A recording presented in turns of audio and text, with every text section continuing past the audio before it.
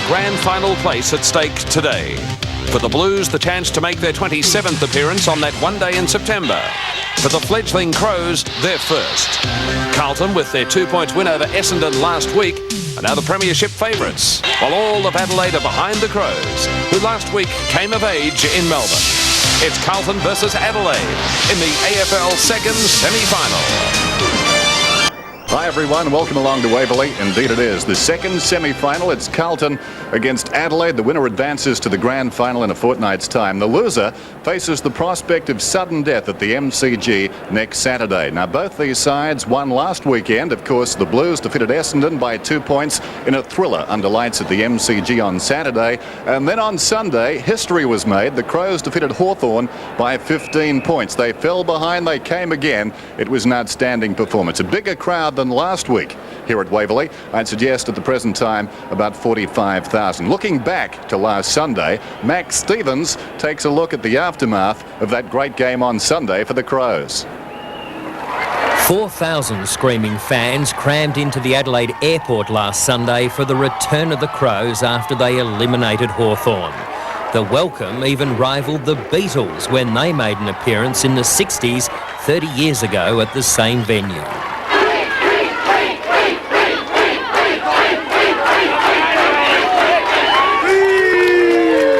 We had expected a few, but the pilot confirmed that while we're up in the air, and then the police got on the plane and told us it was just chock-a-block and just to be careful, but no, the reception was fantastic. Wayne Wiedemann is without question the Crows' cult hero. Once upon a time, it was only at Football Park you would hear the catch cry, "Weed." Now it's heard at most venues he stalks, and by golly, he can hear it. It's pretty hard not to, mate. It's pretty loud, and you know, it's just sometimes it's very embarrassing. I get a bit embarrassed by it all, but no, it's fantastic support, and you know, you couldn't want anything more. This week, Adelaide trained Monday and Tuesday, a rest day midweek, and then their final session was Thursday before jetting across to Melbourne yesterday afternoon. Carlton is a side the Crows respect, but let's not forget, a berth in the finals is up for grabs today. We've got an exceptionally good back line and exceptionally good centre line as well, so you know, they've got their worries on us as well, but it'll be the best of the midfielders, I think, that'll win the game. We realised after beating Collingwood and making the finals that wasn't the end of the road, it was just the beginning, and now after beating Hawthorn again, it's just one step in, you know, I guess a three-step ladder to what the ultimate goal is at the end of the season, and the boys realise that, you know, one win like that doesn't make a season or doesn't make a career. There are still a couple of more important steps to take. So finally the Crows, they're home by 15 points. Expectations very high now in the city of Churches, the city of the Crows. They've got their supporters here this afternoon. Well, so much for the Crows. What about the Blues? Here's Jim Wilson. Hello, champions! They like to send us. We'll keep our hands up. One step closer to AFL glory, and for the Blues, that 2-point victory over Essendon last Saturday night at the MCG was so sweet. But Carlton realises today's clash is a whole new ball game against a Crows team brimming with confidence and enthusiasm. I just hope that we collectively play better football than they do, and we'll need to have the pill a bit to do it, because they certainly run very quickly and use it very well, so we want to have our percentage of the ball. If we don't win it, then we couldn't expect to win the game. Any time you beat Hawthorn in the final, you've got to be playing well, and especially when they were, you know, halfway through that last quarter, I thought Adelaide were nearly gone, but to come back obviously shows they've got a bit of character. The Blues trained earlier this week at Waverley Park, focused on the job at hand. At stake, a spot in the grand final, while a loss means they'll have to face Essendon or the Eagles in next week's preliminary final. We'll have our hands full, there's no doubt about that. I mean, I don't ever see it going to be a demolition job. I would hope not by either side. The Blues have had few injury worries. Greg Williams failed to train on Thursday night, though, deciding to rest a knee injury, but Diesel is right to play. But not such good news for defender Peter Dean. He was cleared to play, but was overlooked at the selection table. These two teams have met on just the one occasion this season, the Blues stopping the Crows at Princes Park by 79 points. Kernahan and Heaver ran riot up forward, kicking 5 goals each, but this Adelaide lineup is a far more experienced and confident side that lost back in round 12. And so looking back, as Jim said, their last meeting in round 12, Carlton big winners there by 73 points. Kernahan and Heaver both bitted 5 goals that afternoon. Greg Williams, best of field. The names, well, they loom large again this afternoon. The prize is a place in the grand final, the second semi-final. It's Carlton and Adelaide. All of the action right after this. The name of the game is Australia. I estimated earlier, probably 40 to 45,000 at the moment. Plenty of support for the Crows. Just a bit longer drive. Look at that. It's built up nicely as we say a very good afternoon to Drew Morfitt and Bernie Quinlan. Gentlemen. Afternoon, Dennis. And it should be a great day. You're going to laugh at this, but I reckon the crowd last week helped the Crows over the line. Because when they kicked goals, there was a and they haven't had that all year. There's no doubt about that. They'll get it and today especially as well. today, they'll get it again here at Waverley Park. The crowd has built up, and there's plenty of the Adelaide colours in that crowd. So, they buried Carlton. Well, that's a payback because last week in Melbourne, a radio station here buried the Crows and the Eagles, but they came up trumps. Well, 79 points the last time they met, the only time they've met this year. But I wouldn't worry about past history because they really got rid of all that last week, didn't they? Because they'd lost twice against Hawthorn this year, the Crows, and came out and won that game by 15 points. So this should be a very tight game, Drew. I don't think it'll be either one-sided either way, one way or the other. And I think the big key to this is, can the Crows hold Steve Kernahan? Yeah. Well, you consider their only away wins for the season were against the bottom 3 sides, Brisbane, Sydney and Richmond, until last week when they defeated Hawthorn. A major breakthrough for the Crows, and they'll gain a lot from that. I thought they were gone in the last quarter when the Hawks hit the front, so to come from behind and win it was terrific. Yep, so let's have a look at the sides as they pick them today. Well, the Carlton side, of course, we've got Silvani, played a great game last week at fullback. Michael Sexton's played every game of the season at centre-half back. He's been terrific. And my tip for the Brownlow medal, Greg Williams in the centre. Ron DiUlio on the interchange bench has got a little bit of pace, something that Carlton has not had in the side this year. Of course, Steve Kernahan at full forward has been magnificent. Had a knee injury there for some of the season, but he seems to be back in his best form at the moment. And Earl Spalding also played a great game last week against Essendon. Well, I agree that Steve Kernahan is the key, and Adelaide in a bit of trouble at full-back. Firstly, Ben Hart, an All-Australian, injured and couldn't take his place. Then they named Rod Jamieson at full-back, but he has been a withdrawal because of a chest complaint. We're guessing that Tasker might get the job, but when they played at Princes Park earlier in the season, after Hart had 3 goals kicked on him quickly, well, it was Smart who went back there, but I don't know that they can afford to take Smart back because he's been such a good forward this year. So full-back will be a problem against, guess who, Steve Kernahan. And a South Australian and a West Australian prowling the boundary this afternoon. We say good afternoon to Max Stevens and Ross Glendinning. Good afternoon, Dennis. Great conditions here. I mean, a little bit of overcast, but okay. Actually, just watching the game before, Max, actually the conditions are very good. The ground's terrific, and I don't think we'll get much rain at all, if in fact it does rain. Adelaide Carlton, how do you see it? Actually, I'm favouring Adelaide a bit, Max. I just think their form's been very good, and Carlton last Saturday night, whilst they played reasonably well, just struggled a bit, Max. And I just think that the run of Adelaide has been very good, and I think Carlton might have trouble keeping up. Well, Carlton, Stephen Kernahan, going to be a great worry for the Crows. Yes, we just heard Drew and Bernie talking about that, Max, and I think the difficulty there now with Jamieson not playing, they may have to look at someone like Wigney, Max, who came in last week and did quite well at centre-half forward or in the forward area. I agree, I don't think you should move Smart from the half-forward line. He's been terrific there, so a bit of a problem, but I think Wigney might be the bloke who could do the job. Rod Jamieson out for Adelaide, that's a huge blow. I mean, it could unbalance them, would you see it that way? Well, that is the problem, of course. I think he's been a player who's played wing, half forward, now slotting into full back. He's that versatile type of player, Max, who also, with his kickoffs, is a very good kick at the football, so it does unbalance him a bit, but I still think that Adelaide might get up. It was said during the week that out of all the sides, the one side Adelaide doesn't match up well against is Carlton. Yes, well, that's interesting, but I think, conversely, Max, that Carlton don't match up that well with Adelaide, so the run in the midfield of Adelaide is very good, and that's where I think Carlton may struggle a little, and their reliance on Kernahan, I think, is just a little bit too much. Spalding's a terrific competitor, but he's not a goal-kicking type of player. Now, you might say that if Modra doesn't fire, where do Adelaide get their goals? But when they've got Liptak, Smart, that sort of player that can chip in with the goals. Silvani, Modra? That's an interesting one. I think Silvani might find Modra a bit quick. If it's one-on-one, Max, it'll be quite okay at a high ball, but if it's a pace to a lead, I think Silvani might get caught behind. Just jumping in there, Max, who do you like this afternoon? Ross going for the Crows. Well, I'll definitely go for the Crows. Be a close game, though, but Adelaide just. Well, I'm hoping it'll be Adelaide. Yeah, good on you, Max. Got 2 for the Crows already. Stone the Crows. What do you think, Drew? Well, I'll try and even the ledger. Actually, the Crows' worst defeat to you was against Carlton. I'll go the Blues. Well, I'm with the boys on the boundary line. Dennis on game for Adelaide. I tipped them last week against Hawthorn. They've broken the ice over here in Melbourne, and I think they can do it again. Well, I've got to say I like the Crows as well. What do the bookmakers think? Let's take a look at the premiership odds. This is from the Melbourne Tabaret. Carlton premiership favourites at 6-4. You've got to say, coming into his second semi-final, Adelaide at 9-2 for the grand final in the premiership. Great odds there. But Carlton, West Coast, Essendon and Adelaide, how the bookmakers rate them.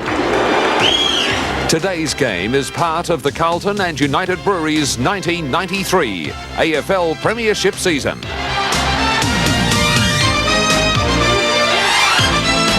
In the 1972 second semi-final, Carlton took on Richmond at Waverley.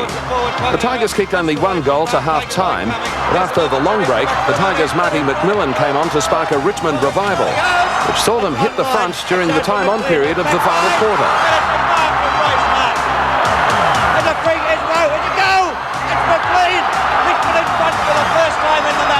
Where McMillan has already kicked 2 goals, coming in trying for 3. McMillan bobs up on the scene. It's on, it's good! It's a goal, I say! Yes, it's a goal! The Blues fought back desperately, however, and a goal to Barry Armstrong levelled the scores with seconds to go, leaving both teams deadlocked on 61 points each. It's a charge! Armstrong! It's a goal! They're level! The scores are level!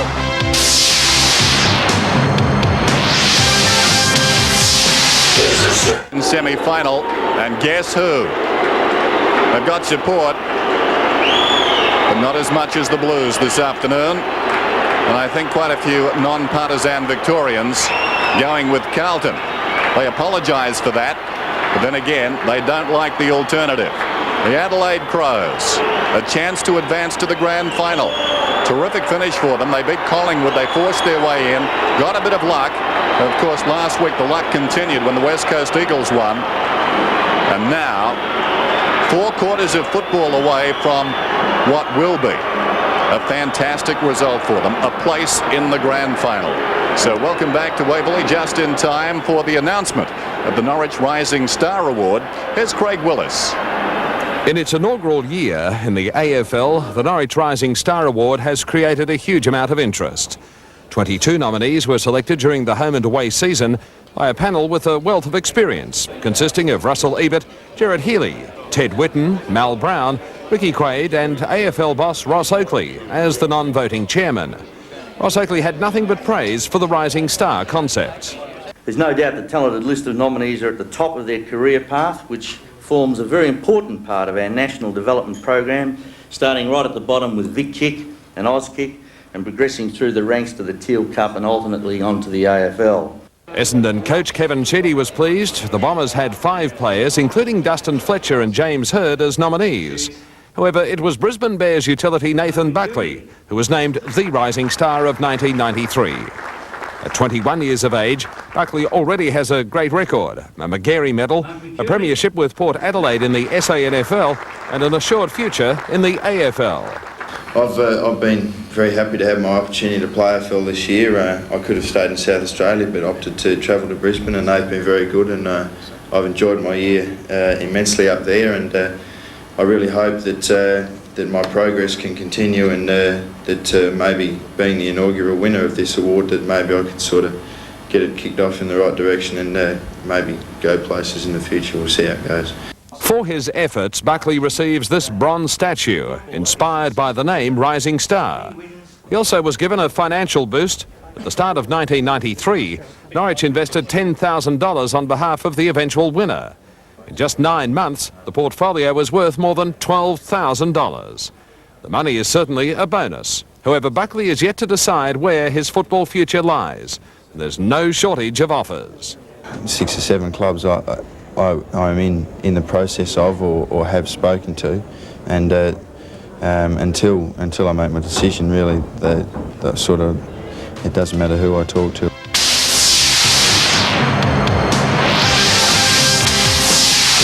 Time, and now the arrival of Carlton.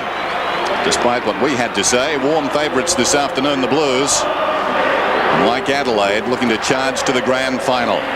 A terrific season for them. They've come from 7th last season. They last won a premiership back in '87. One of the perennial powers of VFL, AFL football, as we go down to the boundary now for Max Stevens with the Mitsubishi Motors ground report. Max. Dennis, pretty good conditions as we said earlier. Let's first up have a look at the wind, and it's about 5 k's blowing right to left of screen, favouring the members' pocket. Goal advantage, 1 to 2 goals. The ground condition for this time of the year is excellent. The forecast, cool and cloudy with a few showers. Let's hope that doesn't happen. Expected top 16 degrees. We've already reached out our current temp 16. Humidity 58%. So the weather ideal at the present time for footy. And I suppose you look to either end of the ground this afternoon, Bernie. Modra and Kernahan. Ironic, really, an ex-South Australian could be the biggest problem as far as the Crows are concerned. Yes, no doubt about that, Dennis. Steve Kernahan in excellent form last week. 4 goals in that opening term. In fact, the only 4 goals Carlton kicked in that first quarter against Essendon. And I think at the other end of the ground, Tony Modra, on 121 goals for the season, will be in for a tough afternoon with Stephen Silvani picking him up. But Tony Modra has been excellent in only his 2nd year of football, has been a great player for the Adelaide Crows right throughout the year. And Silvani won't want to let his guard down in the least, because Tony Modra is a very talented player. But I think Tony Modra will have his hands full. Silvani, a great fullback for Carlton. The umpires this afternoon, Peter Carey and Hayden Kennedy. And just a reminder, there can be no tie. If the scores are level, at the finish of 4 terms, we'll go to extra time. 5 minutes each way, 2 quarters of extra time this afternoon. But that's a long way ahead. At the present time, both these sides looking in the shorter term. They want to finish it off in 4 quarters of footy. We're just about set to go then for the national anthem from the West Australian, Earl Spalding, who came across to play with Melbourne. He played in the grand final with the Demons, and now a chance to go to his 2nd grand final, this time with Carlton. And I suppose a lot of people doubted that Adelaide could get to this game. Rank outsiders going into that game against Hawthorn last Sunday. Drew, you saw it. What were your impressions of their effort? Well, I just thought they were fantastic, Dennis. And as I said in the opener, once Hawthorn hit the front in the last quarter, I really thought the force was with them. So for the Crows to come back, inspired by a lip-tack goal that bounced through from about 70 metres, and that is the sort of thing that's going to lift a team. And they followed up with a couple more. Lip-tack was magnificent all day. And Smart on the forward line has been a genius move this year, really, by Graham Corns. He was an All-Australian defender, but by gee, has he given some defences some trouble this year.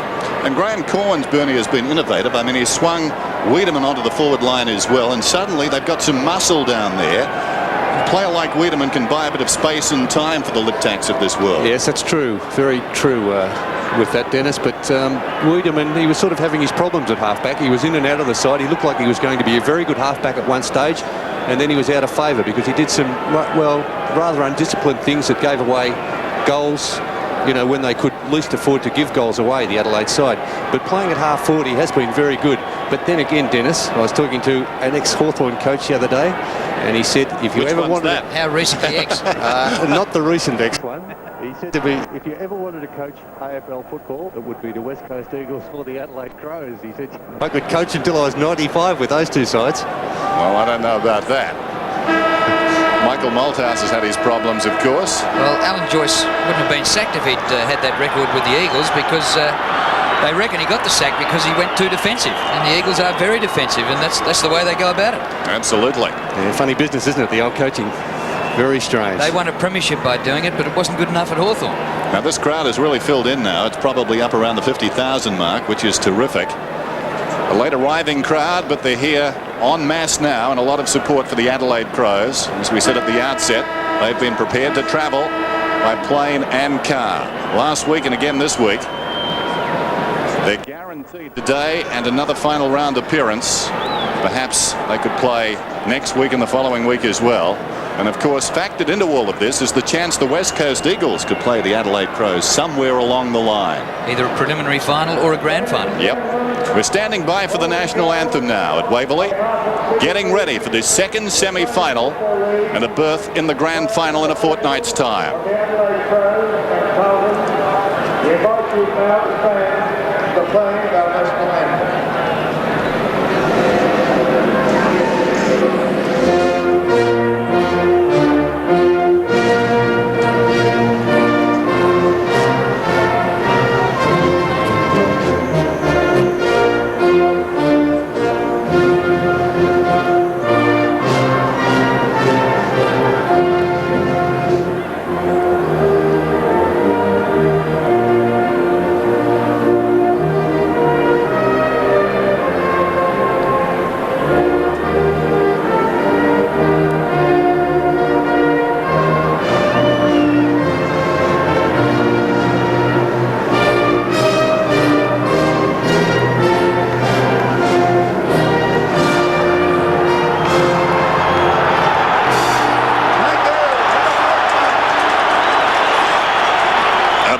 ball goes around this ground, and the city of Adelaide holds its breath. We're just about set to go. I remember talking on a radio program going back about 4 or 5 years, discussing whether in fact an Adelaide team would come in. I made the point that it would be something special, and a couple of people begged to take issue. Let's go down to Max Stevens. Just waiting on the toss. Peter Carey putting the coin up. Chris McDermott has won the toss and elected to kick left of screen. Left of screen, Chris McDermott winning the toss. And what a moment that was for Chris McDermott and Steve Kernahan, mates since they were about 8 years old. They played at Glenelg together under Graham Corns, and here they are opposing captains in an AFL final. Yes, a marvellous moment. Adrian Gallagher. Already the pressure showing on the face of the Carlton veteran. Well, at least a second chance for either side this afternoon, but they want to go directly to the grand final. And in stark contrast to last Saturday at this ground, a real finals atmosphere. Well, Steve Kernahan, we talked about who might pick him up after the problems at full-back for the Adelaide Crows. And Kernahan is going to be a problem for any defence. And we'll have a look now to see who goes down to pick up Steve Kernahan. Pittman. There's Tony Modra at the other end of the ground. Well, no surprises there because Steve Silvani did such a good job last week on Big Paul Salmon. So, as I was saying, a tough afternoon ahead for Tony Modra. Smart picked up by Mil Hanna, who spent a lot of time on the centre line. Of course, he was a late withdrawal in their only meeting this year. Well, Brent Heaver kicked 5 goals against Adelaide the first time round, and he's picked up by Visco. And Earl Spalding, who did a very good job at centre-half forward, being picked up by the shorter Rodney Maynard. Away we go in the second semi-final. Madden and Wren. It favours Madden. He gets it down. Bickley upended. McKay coming through strongly. Bickley will get the free kick. What a season he's had. Mark Bickley alongside the centre circle, probing kick down towards centre half forward. Smart props in front. Hanna knocks away. Liptak, one of the stars in recent weeks, pulls it back too far. It bounces out of bounds in the left full forward pocket. Matthew Liptak. Actually, Dennis, that's also a very good move with Hanna, I think, going to centre half back. He has the pace and the agility to go with Nigel Smart. Graham Corns. Madden in front. Sexton from the side. Williams couldn't control it.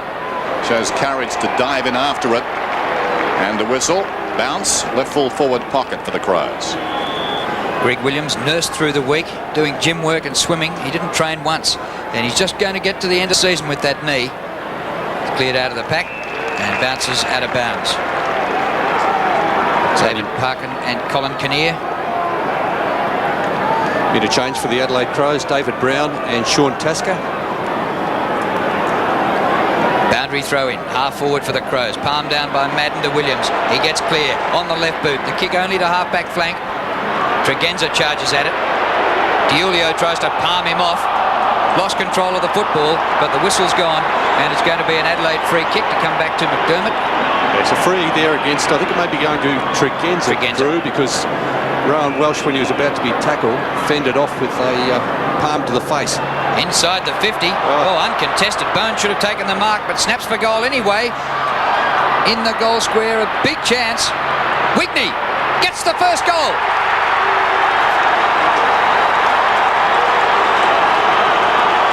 Well, he was a surprise last week, kicked 3, and he's on the scoreboard already. Yes, he did a pretty good job last week. In fact, he kicked those 3 goals in the second half when goals were very tight and hard to come by for the Adelaide Crows.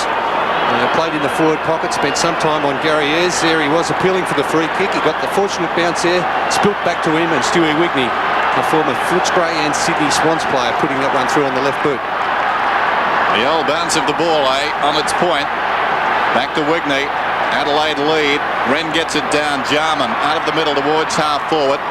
Ratton got a hand to it. Liptak leads back in the race though. Hanna in close attendance. Play on's the call. It's paddled down towards the pocket. Silvani goes off the ground.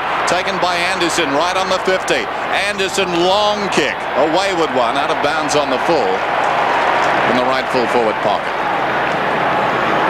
Greg Anderson. Christou sends play back towards half-back. In front, Wren. Fell at his feet. Wiedemann's got it. Charges out of the pack. Miscues initially. Now fumbles. He's in trouble. Goes to ground. Taken high. Yes, good decision, Dennis. No doubt about that. Bit lucky. He did fumble, and the hand pass wasn't good, but... No, I think he should have got it to the boot immediately. He had it in the first instance, but we see the first tackle, the second tackle. No doubt about that. It was a high tackle. Wiedemann from 60 metres out. Very high kick. He's kicked it a long way. He's just missed. But the adrenaline is surging. If that kick's anything to go by, he's kicked it about 70 metres. Yes, breeze with him, but it's not a gale. A breeze only. Steve Silvani looking for his options to kick in. Bradley offering a lead towards the outer side. Got it pretty well covered there, Drew, haven't they, the Adelaide, using the zone defence. Sexton punched away from him. Sexton waited rather than approaching the ball, and Bone got it out of bounds. Trying to see, I think Tony McGuinness has been given the job on Greg Williams and trying to stick with him, but Matthew Hogg's been given the job on Tony McGuinness. So McGuinness really with two opponents at the moment. We'll see how that fares. Hogg gets Jarman. Tregenza a high ball short of the square. Bounces on the point again. McKay, a South Australian against South Australians. His kick to the 50. Tough in there. Tregenza's been prominent. Just gets the hand pass away. Wiedemann has to wait. Does well. Is taken high again. And the umpire says, give it to me, I'll ball it up. He may have been on the wrong side of it. The umpire was, yeah. Because it was definitely high. And he saw it. Here it is again. Fraser Brown. Have a look at that. How can you not award a free kick for that? Well, sleeper hold. Williams dives on top of it. Held to him, says the umpire. Ball up. Chris McDermott picking up Craig Bradley. Another tagging job. Madden props in front, slaps it towards the boundary line. Tregenza, though, gained about 15 metres. McGuinness is in there, claimed by Hogg. Williams again, slung to the ground by Wiedemann. And the umpire is going to award a free kick to Greg Williams. He's good at those, Greg Williams, in close quarters, and certainly lets the umpire have a good look at it. Sexton up the ground from half-back. A runner alongside. That's Alvin. He ignores that and goes for distance. Wide kick towards the wing. Heber's in front. Rashudo got a fist on it. It fell forward. Tregenza's been everywhere. Rashudo runs on alongside the centre circle. Kicks it down towards half-foot. Back goes Big Bone. Got a hand to it. This is Williams. Good evasion. He's so clever. Hogg, right half-back. Towards the wing, ill-directed kick. The Crows lead in all directions. And the mark is taken by Rashudo, the only teenager on this ground this afternoon. McDermott down towards half-forward. Big pack at the fall of the ball. Jarman roves the pack, aided by a good shepherd from Wiedemann. It was well played in there, though, by McKay. Although he did get the free kick away. Free kick initially, I think it was a low tackle on Wiedemann. He was legged. Second free kick already, and that's across the ground. It's as far from goal as was when he kicked it. Christou goes off the ground up towards centre wing. McGuinness and Anderson leading the race. They almost contest between each other. McGuinness takes it. The kick towards the 50. Bones had a couple of chances. That was Wigney underneath it. Good mark taken by Milhana. Carlton struggling, haven't had it forward of the centre of the ground yet. Close to the boundary line. Williams. Is that a mark? There's a push out. Free kick to McGuinness. I'm not sure if they've sorted themselves out there or not, because Hogg was definitely tagging Tony McGuinness. We have a look at this in replay. Yeah, definite push out there by Greg Williams. His kick up towards centre half forward. Madden backing into the pack. An excellent mark by Big Harry Madden.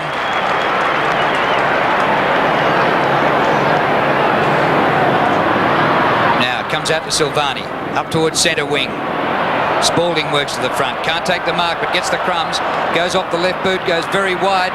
Anderson leads the race here. McDermott doing the shepherding for him. Anderson needed a good shepherd too. His kick with no great penetration. It bounces in a nest of Crows though. Tregenza the hand pass to Jarman. Jarman gets free, spears the pass low to full forward. Wigney again, but Christou this time in front takes the mark. Crows have started well, though. The ball goes to the outer side. This is Scholl. If we go back to round 12, Carlton got the fast start and won the game big. 6 goals to 1 in the opening term. It doesn't look like that will happen this afternoon. The Blues rarely forward. This is Bickley to Anderson. Hurried kick. They're winning right across the centre, Adelaide, at the present time. Madden gives it away. Wren's got it. 70 metres out. High kick. Wigney and Christou. Christou timely fist. Concedes a behind. Well, I think that situation has sorted itself out. Matthew Hogg now picking up Jarman. John Dorotich looking on. Interested spectator. I think he may have played possibly his last game with Carlton Seniors, with, of course, the trimming of the list next year. So score a point to Corns at the moment. Silvani boots in. Good kick too. Alvin takes the mark. One of 6 Carlton players to have played in every game this season. Breaks away, boots it down towards half forward. Big leap from behind. He needed to punch it, Fisker. He did. Tregenza lays it off. This is McDermott. McDermott inside the 50. In front, Modra. Roving the pack, Wiedemann. He's been everywhere so far on the forward line. McKay gets him. This is Bickley. Bickley runs to 50. Goes home. He's missed to the near side. And behind. Adelaide increase their lead. And if you think we've called Tregenza plenty of times, we have 7 possessions already in the opening 9 minutes of the game. Gleeson to Sexton. His kick up towards half-back, looking for Madden. Yes, good mark. Nothing Lee could do about that from behind. Away to Brown. Kick by Brown. Holding up a little bit, just forward of centre wing. Huge climb by Rasciuto, and a knock away by the teenager who was playing Teal Cup just last year, and the ball goes out of bounds. A very good player, Mark Rasciuto, playing on the half-back flank. And of course, a nomination for the Norwich Rising Star Award. Given a big task last week on Tony Hall. He did pretty well in his first AFL final, in the back to Alvin. And he gets the free kick, and this will see Carlton up towards half-forward for the first time in the game. They haven't looked like it yet. So, Steve Kernahan hasn't been near the ball. Kick by Alvin to centre half forward. Over Spalding it goes. Maynard, a one-hander. He's a good player, Robbie Maynard. What a terrific mark. They're in trouble now, but they'll work it out. Visca got it across to McGuinness. McGuinness from half-back. Oh, clever kick. Surrounded Wiedemann, but the ball was delivered perfectly. Tregenza again. He's a light. He's singeing the grass as he runs to the middle. Kicks inside the 50. Where's Modra? Under the ball. Hannah again. Very resolute in defence at the present time. Williams runs to space. Has it at right half-back in the bright sunshine at Waverley. The Premier's looking, well, the Premiership favourites looking like a rusty machine at the moment. Williams across the ground. Heaver, one of these stories of the season. Christou runs to the wing. Still he goes. Kicks towards centre half forward. Oh, clever kick, Bradley, the former South Australian. 70 metres from goal. Alvin's off the ground. Madden wants it long. Bradley hangs on too long, but still a man on short to Ulio. One-hander. Well, Tommy Alvin's off because he was the man with the job on Simon Tregenza. Yes. Well, he's just been made redundant. And there's that mark, one-handed mark by Ron DiUlio, a former VFA player. And they need him firing, I think, Carlton, because he's one player with a lot of pace on that forward line. At 21, Carlton's youngest player this afternoon. Ron DiUlio will kick from just inside the 50. Has it got the carry? Not quite. Madden's in front. Big fist away. Bradley slips. It cost him dearly. Ball runs free. Maynard runs onto it now. His hand pass into McDermott is brilliant. His hand pass for Rasciuto goes crash and will take a free kick. Further afield, I think. A relay transferred free kick there to Mark Rasciuto. The whistle had gone. Adelaide, a very impressive start. They lead 1-3 to nothing. The punch comes to the centre circle. Overrun by Aythorne, who's gone straight onto Tregenza. Williams gets the hand pass to Brown. His kick inside the 50. Wren comes from behind. Gleeson out very wide. DiUlio gets rid of an opponent. Gleeson's kick to Madden. Madden marks just inside the boundary line in the forward pocket. Well, he can run fast when he has to, can't he, Justin Madden? Had a stretch to get to that one, and of course favoured on this side of the ground being a left footer. Pretty tight angle though for Justin. He's not a prolific goal scorer for this Carlton side. In fact, Big Justin has kicked only 11 goals for the season. Now what's he going to try here? The famous banana. Kick straight through it. And straight across the face of goal. Off the hands. No, out of bounds on the full, says the boundary umpire. And that's where most of the Adelaide fans are. They haven't seen much of the action. All the play's been up on Adelaide's forward line, other end of the ground. I think they're very happy about that. Visca goes short. This is Wren. Up towards right half back. Sean Wren hugs the boundary with the kick. Spalding from behind, knocks it away from Anderson. Here's Bradley, the will of the wisp, gets the hand pass away to Brown. Brown right on the 50, goes down towards full forward. It bounces through for a behind. Some indecision there from Brown. I'm not sure he was kicking at goal, but he finished up scoring.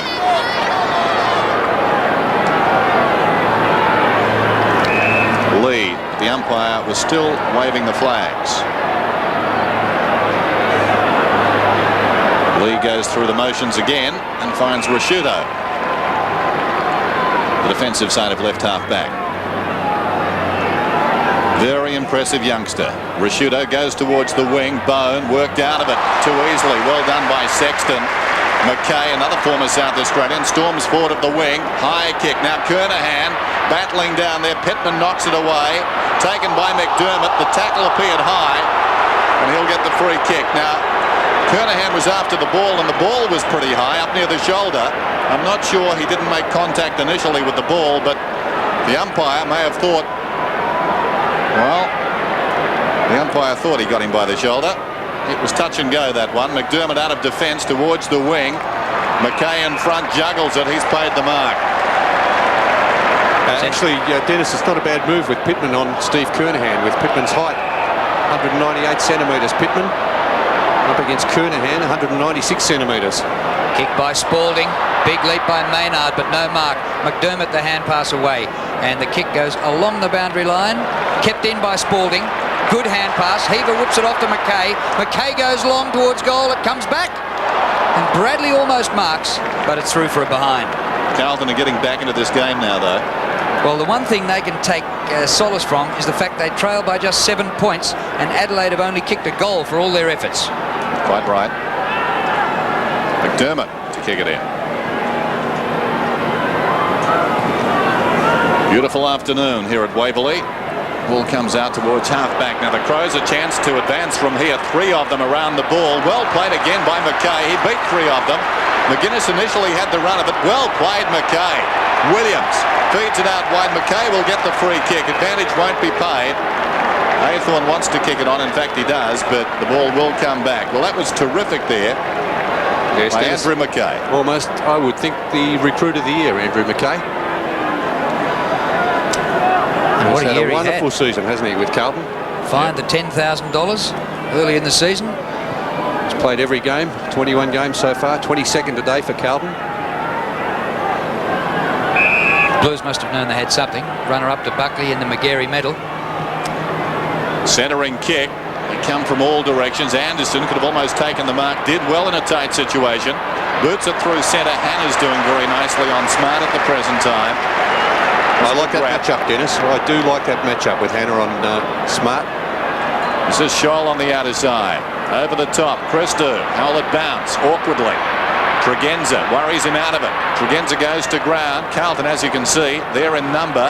McGuinness wide of the pack, off the boot. Bad luck there. Williams trying to trap that ball with the foot and direct it to his own advantage. Popped it over the boundary line. Carlton bench. Alvin paying the price of Tregenza getting early kicks. Here's McGuinness from half back. Good kick on the wind. Not a strong breeze. Sexton up in front. Couldn't hang on. Still he battles after it. Ratton comes in. Christou's got it now. Kick by Christou to half forward. Williams the only hope for Carlton.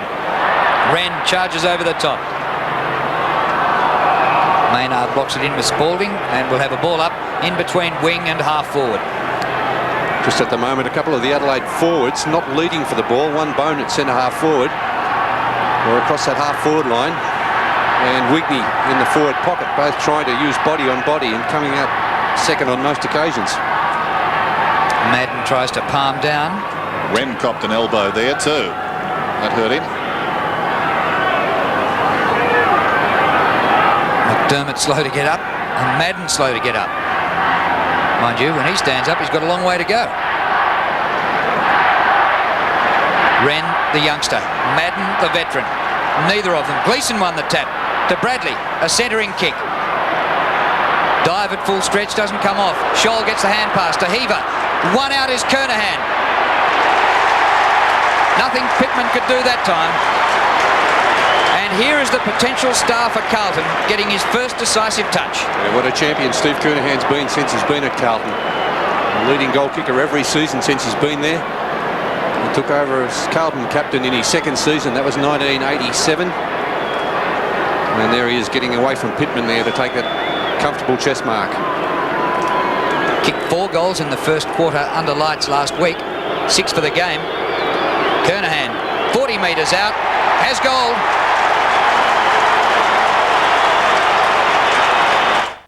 Take on it. Point, but they've dominated the last 10 minutes. This is Gleeson, smothered off the boot. Lee on his knees. Down towards half forward goes the hand pass. Anderson runs onto the loose ball, pulls it back inside the 50. Chance for Modra, left it behind. Christou soccers it to his own advantage. Away he comes, kicks it around the outer side. Carlton there in number. McKay, Bradley's on the assist. Jarman will need to go.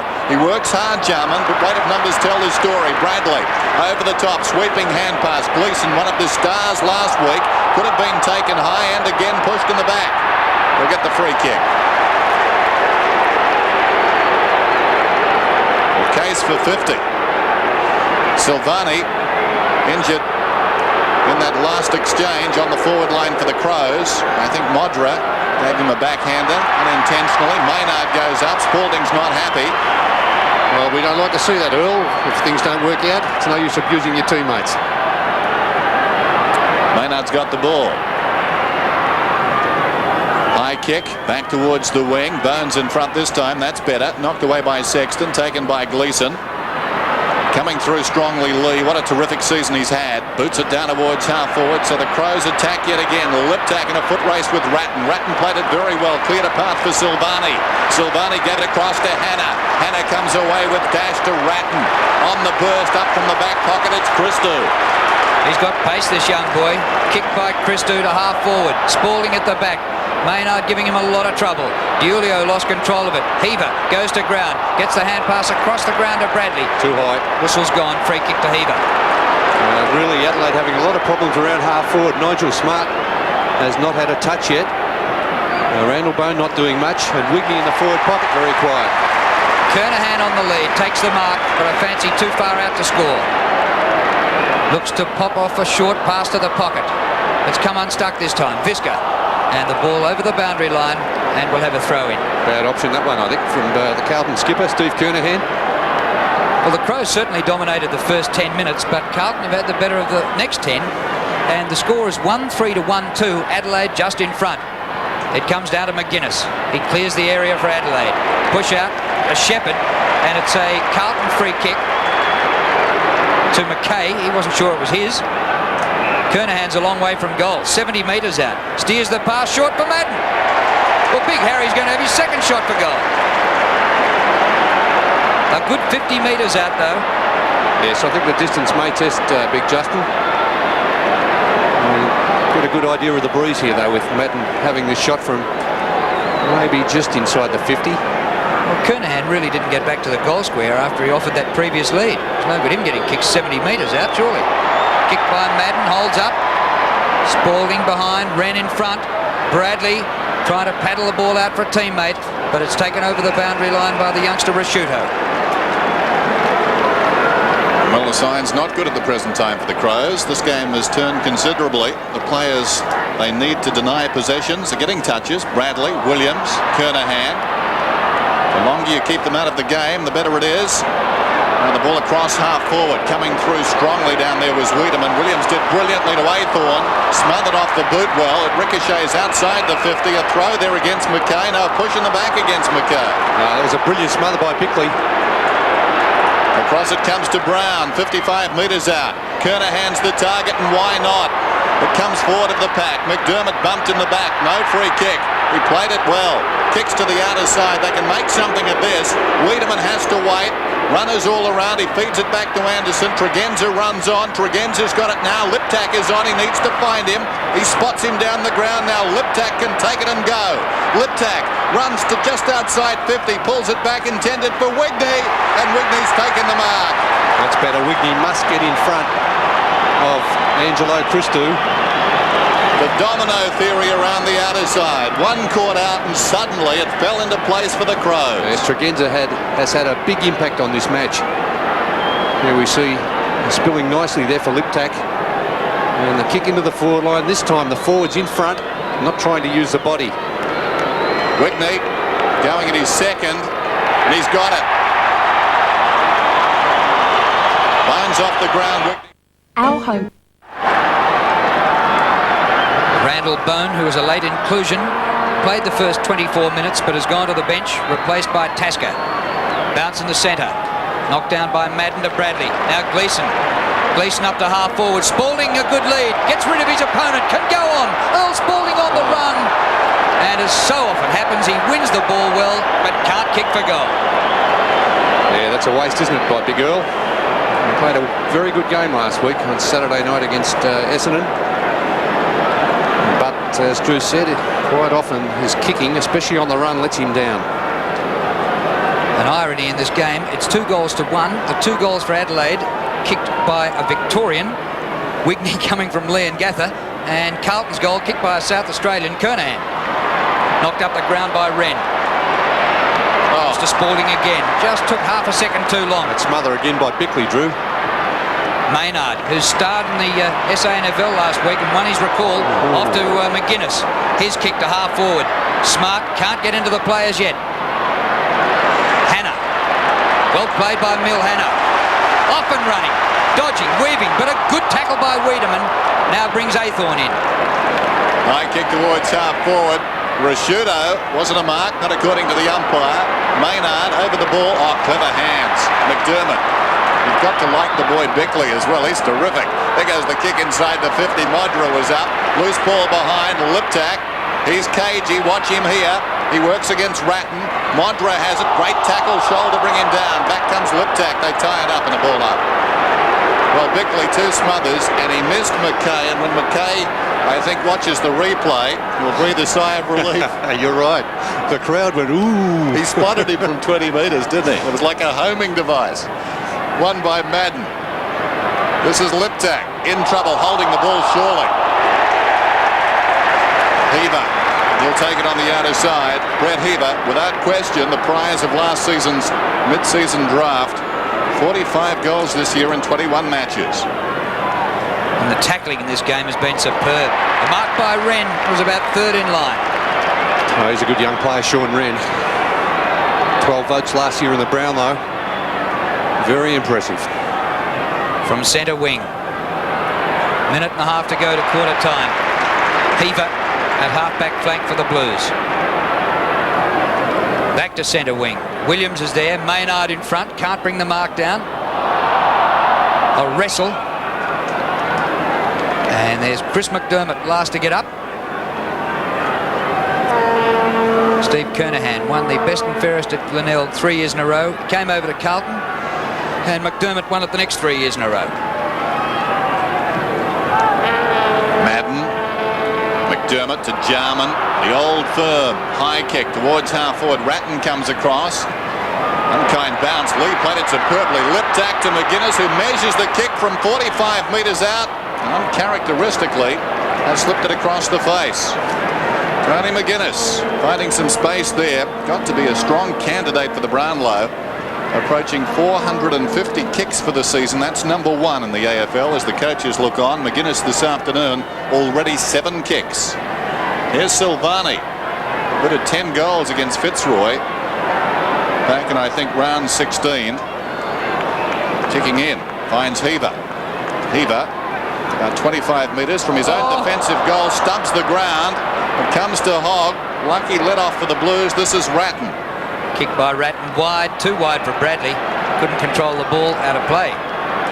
Probably be the last bit of play in the first quarter. A very low-scoring affair. Adelaide 2-4, Carlton 1-3.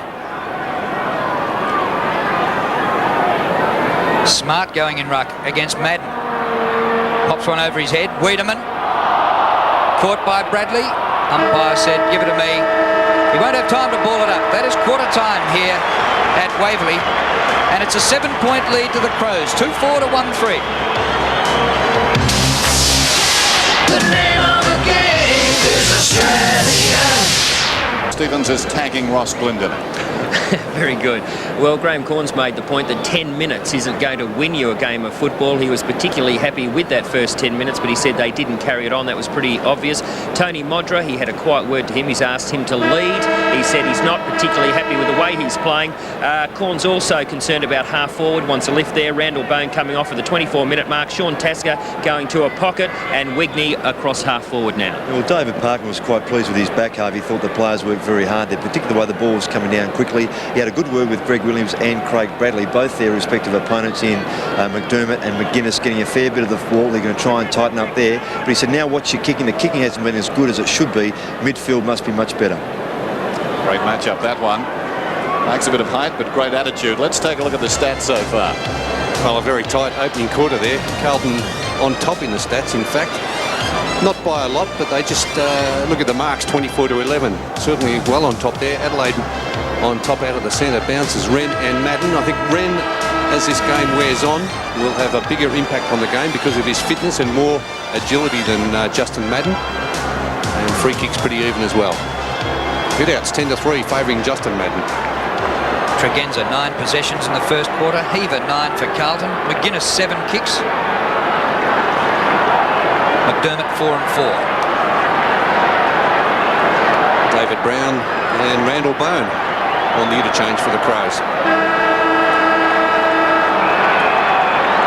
Now Carlton with the slight breeze in the second quarter. The Crows lead by 7 points. Madden faces Wren. Wren a decisive hit out. But now it's up for grabs. Aythorne clipped round the ear. Came on to replace Alvin. And interesting that Aythorne is at his 5th league club, so he's really been around for a total of 81 games. Try this for size. Essendon, Footscray, Fitzroy, Sydney, and now Carlton. I think you just about hold the record, Drew. More clubs than Jack Nicklaus. Lots of socks. Bickley can't get his boot to ball, but gets fist to ball. Out to Tregenza.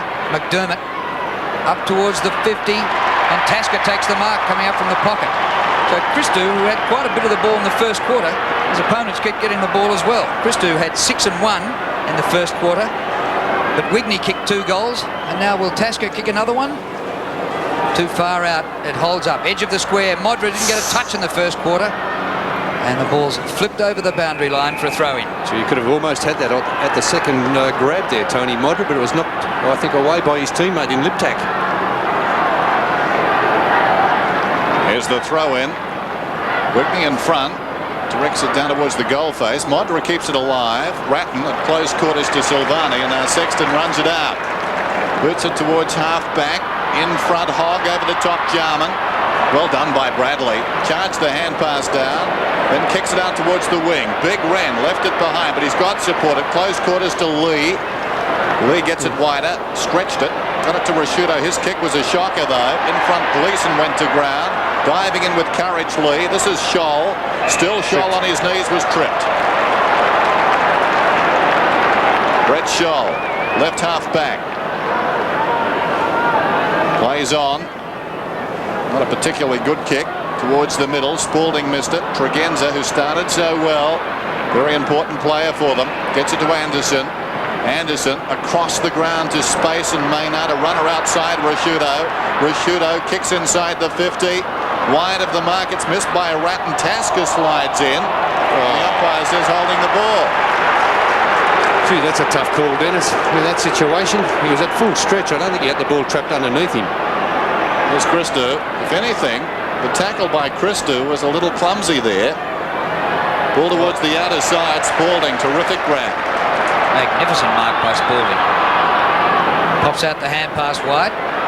Sexton up to half forward. Kernahan a long way from goal and just about over the boundary line, but the mark is paid.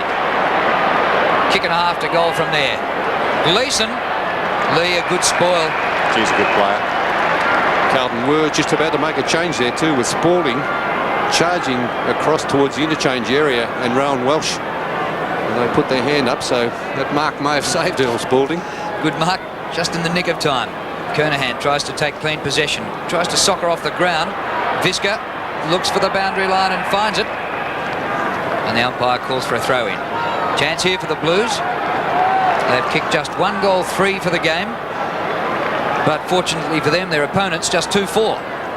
Kernahan works to the front, but Pittman palms it away from him. Brown, a wrestle for the ball between Brown and McGuinness, and a ball up. And the work in close, well, it's just like a title fight. Plenty of work to the body, lots of tackling, some of it illegal. Heaver claiming a free, nothing doing. Rasciuto poised for the youngster. Bickley, well done. Rasciuto again. Gee, they didn't have a centimetre to work in there. Hogg, and over the top, terrific mark, Athorn. On in place of Alvin, 80 metres from goal, a centering kick, still outside the 50. Well, right on the line, Anderson juggled it, well, almost held the mark. Wren socketed off the ground, Maynard feeds it out. Anderson, the hurried kick towards the wing. Up comes McKay with support. Wiedemann gave a strong contest. Brown the first on the assist. The hand pass ill-directed. Anderson's run on. Tregenza, the two wingmen on the same side of the ground. Tregenza down towards the 50. And the mark is held by Smart, who's been well held. Smart, not a good kick. Ratton, uncontested. That was Nigel Smart's first kick.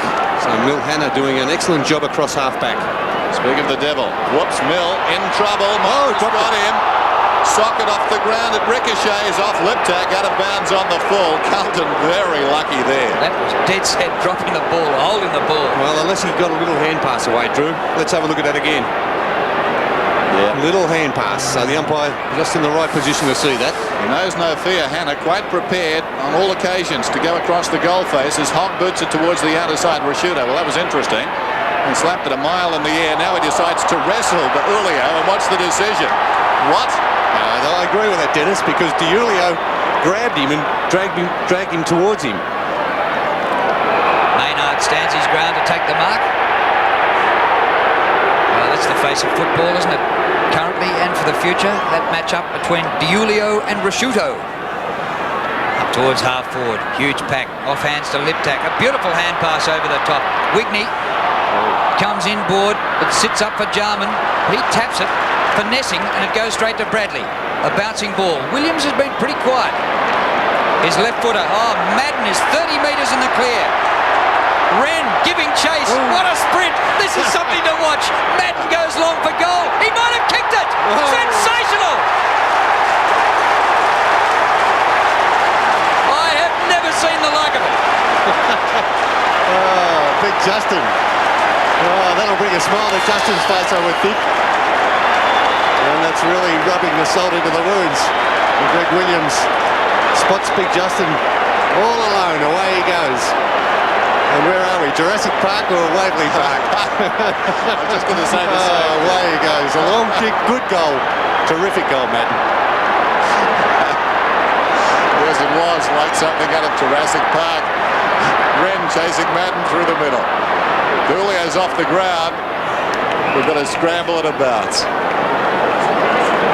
Run to Julio. And well shot, Dennis. Well, Julio's had one possession, and Rasciuto has been far too good for him. Wren was held, no free kick. Sexton, well done. Here's Athorn, the defensive side of the wing. High floating kick towards half-forward. Welsh is there with Rasciuto. Welsh does well. Heaver, got a shepherd and a half. Down went Visca. It was Spalding who did the shepherding.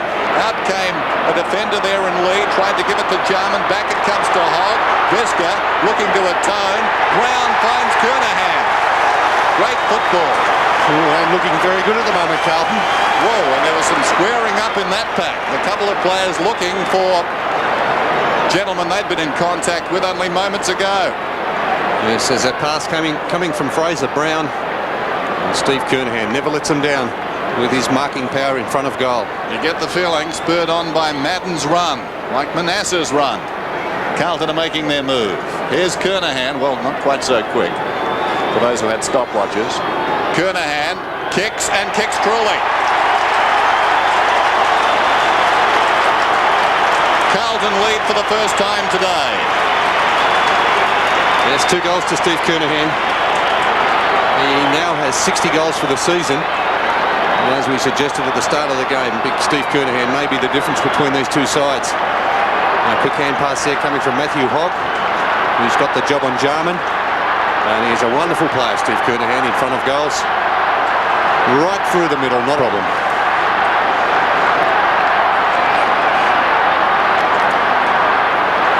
Carlton a couple of goals in the last 3 minutes. Adelaide haven't scored in this quarter. Wren beats Madden. Williams still over the ball and then paddles it forward. Well, the pack just moved forward, and anybody who got in the way, like Scott Lee, was going to get dumped. And Spalding, I think, hurt as well there. Very slow to get up. Big Earl has done a reasonable job and limping rather badly as he gets up from that pack.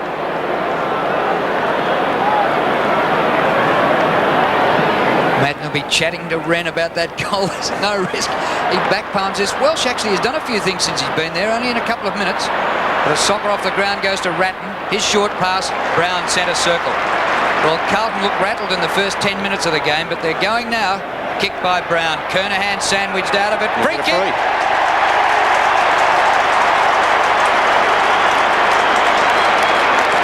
Yes, well, he is really a champion, Steve Kernahan, playing at full forward or centre half forward. He has been preferred at full forward the last couple of seasons. And let's have a look at this in replay. Well, I don't think there was all that much in it. Steve Kernahan made it look a little bit worse. Maybe a little bit of holding. We see Pittman's left arm, I think, maybe causing the problem there. Pittman doing a bit too early, much too early before the ball got to the area. Well, Kernahan can kick his third here. Carlton lead by 5 points. He has been their leading goal kicker in all 8 seasons at Carlton. That's just about over the top of the post, a behind. David Kernahan, his younger brother, also from Glenelg. Well, he can't get a run in this lineup. Named as an emergency. On the 7 Sports scoreboard, Carlton lead by 6 points. Lee very indecisive.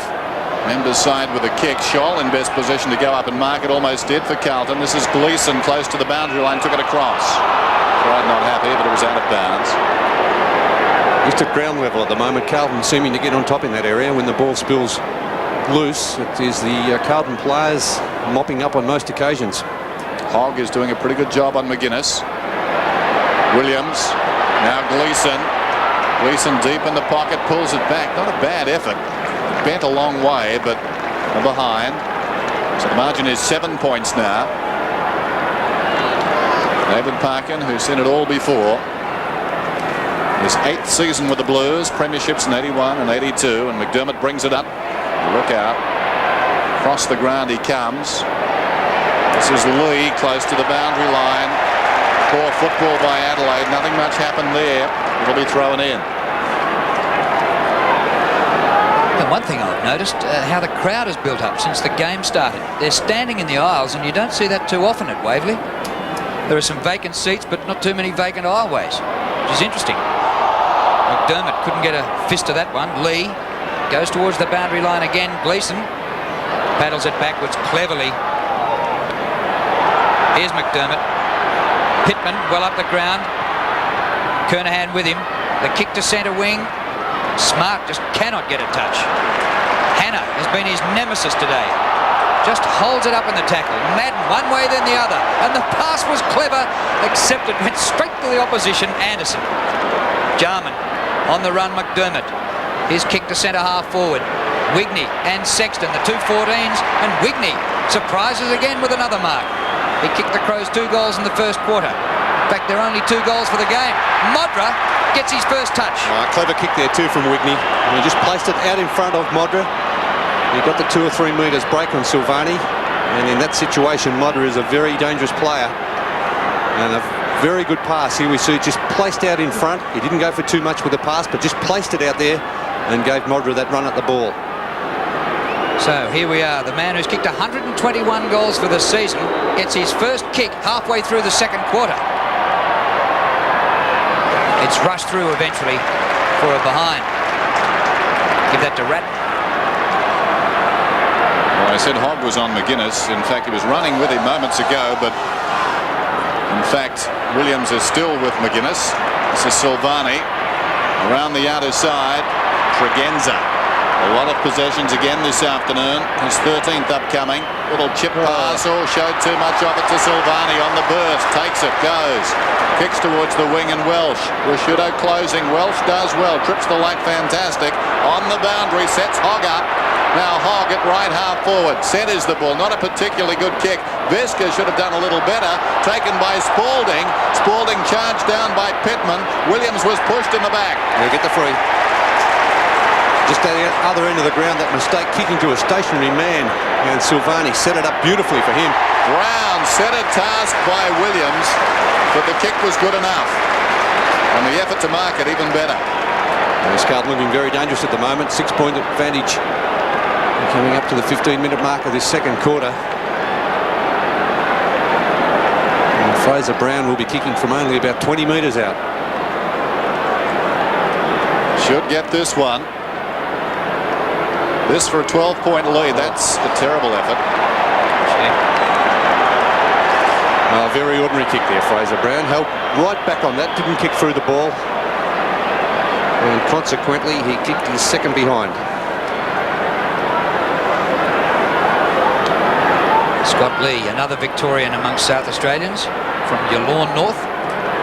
Went to Hawthorn. Then over to Adelaide. McGuinness.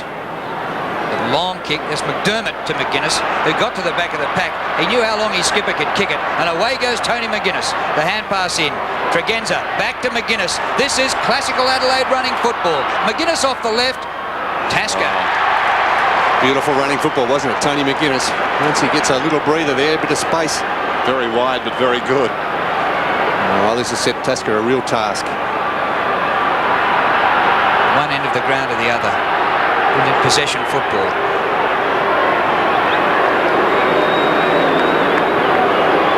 Tasker, 40 metres and on the boundary line.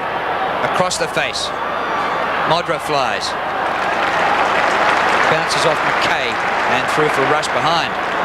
So Adelaide have 2 scores in this second quarter and they're both rush behinds. They're 2-6, Carlton are 3-6. Silvani pinpoints it. This is Scholl in the back pocket. High kick towards the wing. Anderson camped in front. Strong grab. Yeah, good mark. Strong mark by Anderson. Played a great game last week against... Who did they play last week? Oh, against Hawthorn. A great win, wasn't it? Gee, you have good memory. Where have I been? Anderson, a centering kick. Wigney is marked at about 55 metres out. Notice we both charged in to help. This bloke... Wigney, he's doing a pretty good job, isn't he, Wigney? He had a lot of injury problems out last year in Sydney. I'd venture to say too far out to score. Only his 4th game for the Crows, but what a good time to be playing. Goes for distance. Good looking kick. They'll contest about 5 metres out. Off hands. Ratton slaps it through for a behind. Prepared to make the concession. That's 3 rush behinds in this quarter to Adelaide. Ron Ashman in the foreground. Behind him David Parkin, and now Stephen Silvani with a footy. Well, very low scoring. It's a wet weather scoreline. 3-6 to 2-7. Well, that just shows how tight this match is early in this second half, second quarter. 16 minutes gone. But both defences well on top. Silvani, what a shocker! That didn't only go out untouched, it went out on the full. Oh, that was a shocking kick by Silvani. Occasionally he just makes these little mistakes, but he's a great player at fullback for Carlton. How did he ever kick 10 goals? Well, Tasker's had a sight, hasn't he, from here? Yeah, practiced the last time. And this time he gives it elevation and direction, but Silvani, right on the line, takes a screamer. Well, it was dangerous play though, isn't it, from a defender flying for those big marks. But he had something to make up for. He was the one who gave the kick in the first place. That's true. There's Hogg. Just about the perfect kick coming in from Tasker too. It's hard to kick them from out there with that cross. Brewer is pushing it out from goal. Hogg, a high kick towards the members' side. McKay is up. Juggled mark, not paid. And the ball is pushed across the boundary line by Scholl. There he is. Modra with the fly initially, but over the top Silvani. He tried one of those last week. It didn't come off because it's built to the ground and Mercury kicked the goal. Scholl goes off. Alvin is back on. Wren, meantime, slaps it down, taken by Bradley in his own half-back line. Releases Heaver, who boots to midfield. Spalding in from the side. Good. Very good. He's alongside the centre circle. Decides to go. Aythorne smothered off the boot brilliantly down there by Maynard. Lee against the flow. Got it to Jarman, who sweeps it out wide. Now Anderson. Hurried kick towards half forward. In front, the mark is held by Wren. Wiedemann did well. Kept his man from the contest. Let's play on, surely. Well, Wren... Well, the umpire must have been looking there, Dennis, because Wren certainly went as if to hand pass.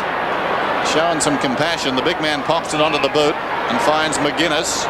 McGuinness to Tregenza, who can run inside the 50. A question of accuracy. Now he's in trouble.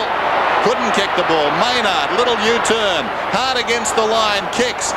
Another chance right on the goal line, but the mark is held this time by Sexton.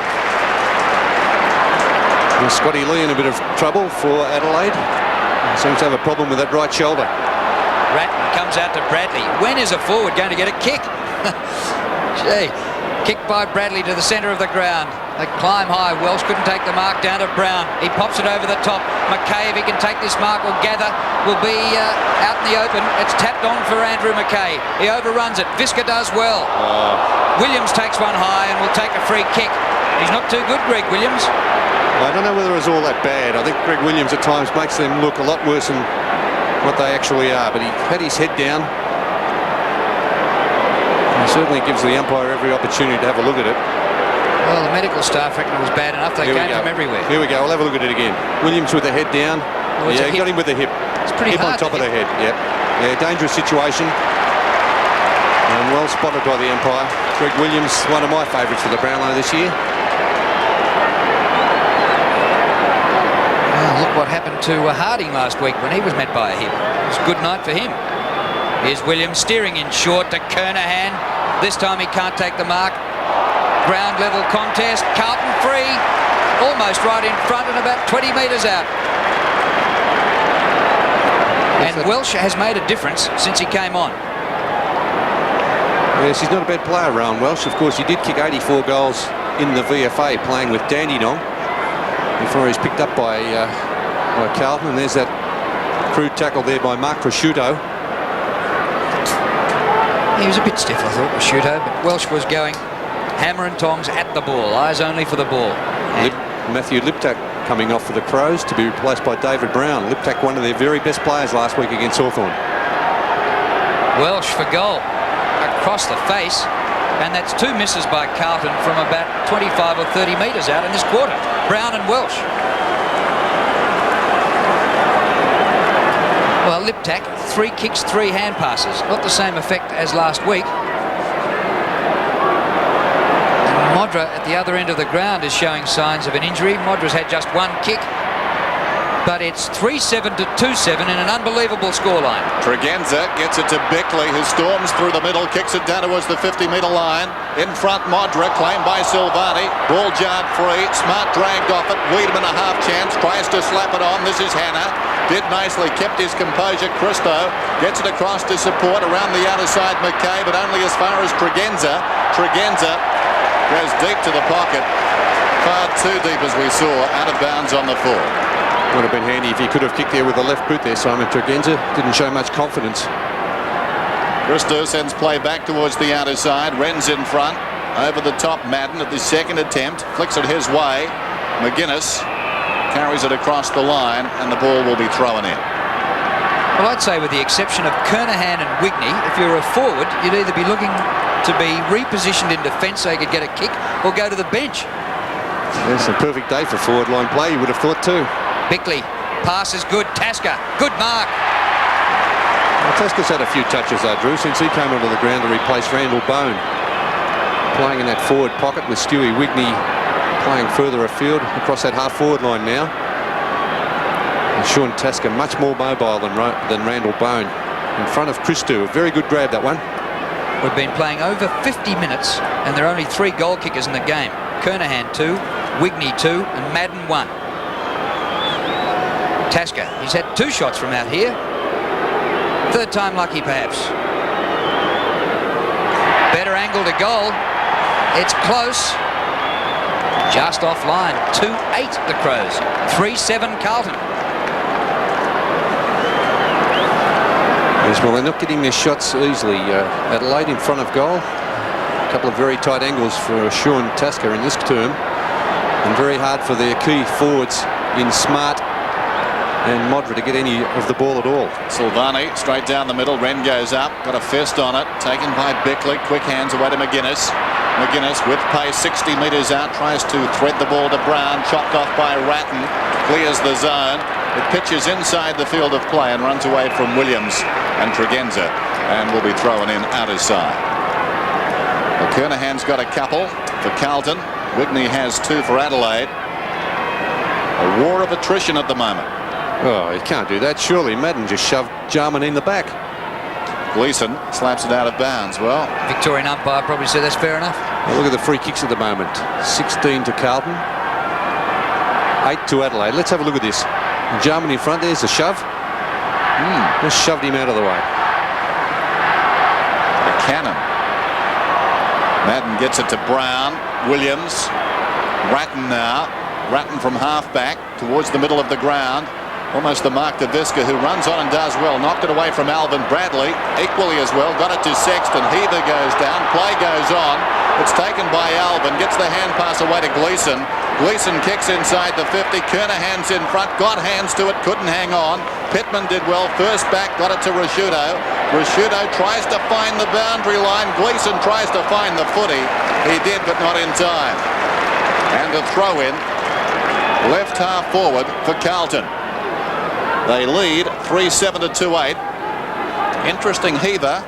A couple of half chances for free kicks not paid this afternoon. Watching the replay of last week's game a couple of times, I noticed he did get a goal from what was a dodgy free, and I think the umpires may have seen that replay as well. Here's Alvin, got it from Brown, goes across the ground. It's taken here by Madden, the big man. Some indecision, doesn't go for a run. He kicks it down towards Kernahan. Courage by McDermott going back. He was pushed in the back, surely. Rashudo playing a marvellous game, has his 10th kick out of defence, and look at the pinpoint accuracy. Tregenza slicing up whoever he's playing on, slicing them to pieces. It's Aythorne this time, a centering kick, and Wigney takes another mark. Just forward of the centre circle this time, he backs himself, gives a 15-metre hand pass, which is dodgy. Jarman, good control at ground level. The pass for Tasker, he's the decoy full forward. Christou does well this time, punches to Gleeson, off to Brown. Brown's kick out to centre wing. Williams roaming far and wide. And Williams coming up for his 12th disposal. Robbo reckons he needs to get 40 to have played a half-decent game, so he's a long way short of that. Comes to Alvin. Lee's in trouble, real trouble with that right shoulder. I think we may see him come from the ground. Welsh to Williams. Kernahan trying to get clear. Williams pass in that direction. Brilliant! It's a mark. Play on, play on, Drew. Says the umpire. Yeah, Scotty Lee off. Now Gleeson for goal. It bounces across the face. And Maynard's back there. Rugby tackled over the line. The umpire says throw it in. Well, I reckon there was a mark to Kernahan. Yeah, there's Scotty Lee off. I said he was in real strife with that right shoulder when he had to attack the ball there without any sort of confidence. Liptak back on for the Crows. Heaver. Oh, what? You're kidding.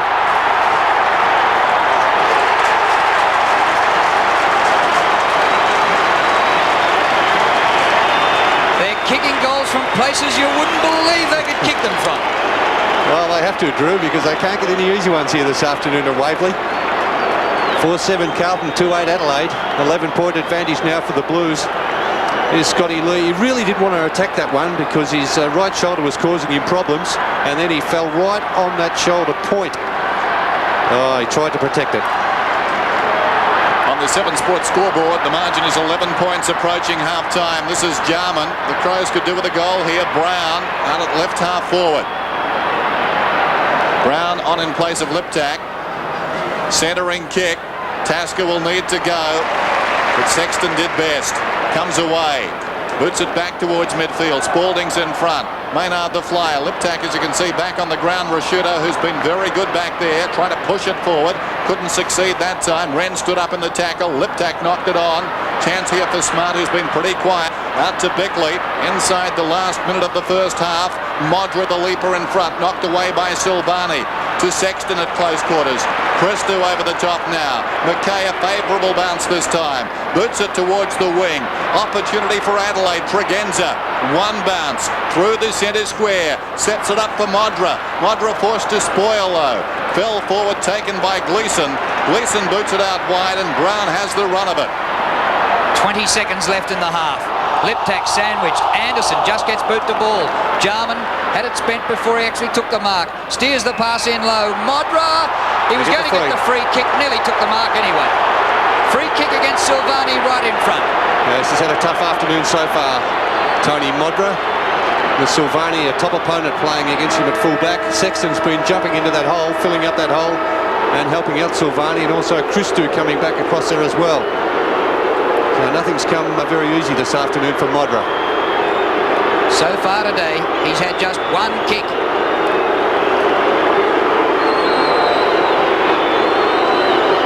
Kicked just 2 goals last week. Modra from 35 metres has missed it. Well, that is unaccountable for the man who's been a star in the home and away series. Now look at the free kick from a different angle. Well, it didn't look to be much in it, did it, from that angle, Drew? A little bit of body on body early, but I don't think he was actually holding on to him. Dennis? We assume it happened earlier, It may be, but certainly not in that passage of play. No. But a great half there from Steve Silvani playing at full back, and obviously saying a few things to the umpire. They're not happy with that decision. They've matched up very well, in fact. There's Nigel Smart, who has been very quiet for Adelaide. He played a top game last week, but here this afternoon has only had one kick. Nigel Smart playing on Milhana. Tony Modra's had 2 kicks playing at full forward. So both forward lines really struggling to get a bit of the ball. So a goalless term from the Adelaide Crows. Only their 3rd of the season. They trailed by 10 points at half-time. 4-7 to 2-9. The name of the game is Australia. Kernahan's booted 2 and singles to Heber. A freak goal, and Madden a running goal, would you believe? For Adelaide, both their goals have come from Wigney. Well, I guess we talk about it quite often, but the old cliche, a battle of defences, gentlemen, we've certainly had that this afternoon. There's no doubt about that, Dennis, and I really do like the matchups that Carlton have come up with this afternoon. As I said, Hannah, with his agility and pace playing at centre half back, picking up Nigel Smart, has been a real success, and Silvani, who I believe is one of the top fullbacks in the competition, has kept Modra goalless. Here we see a build-up coming from the back line.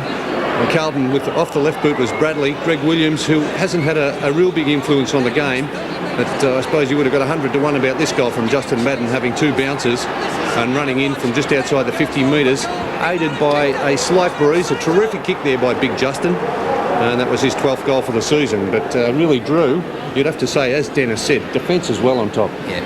Well, when you consider that they've missed 2 goals, Carlton, from in front about 30 metres out, and 2 of their goals were that running goal by Madden, 55 metres out. And what about this goal by Heaver? Oh, yeah, this was quite amazing, wasn't it?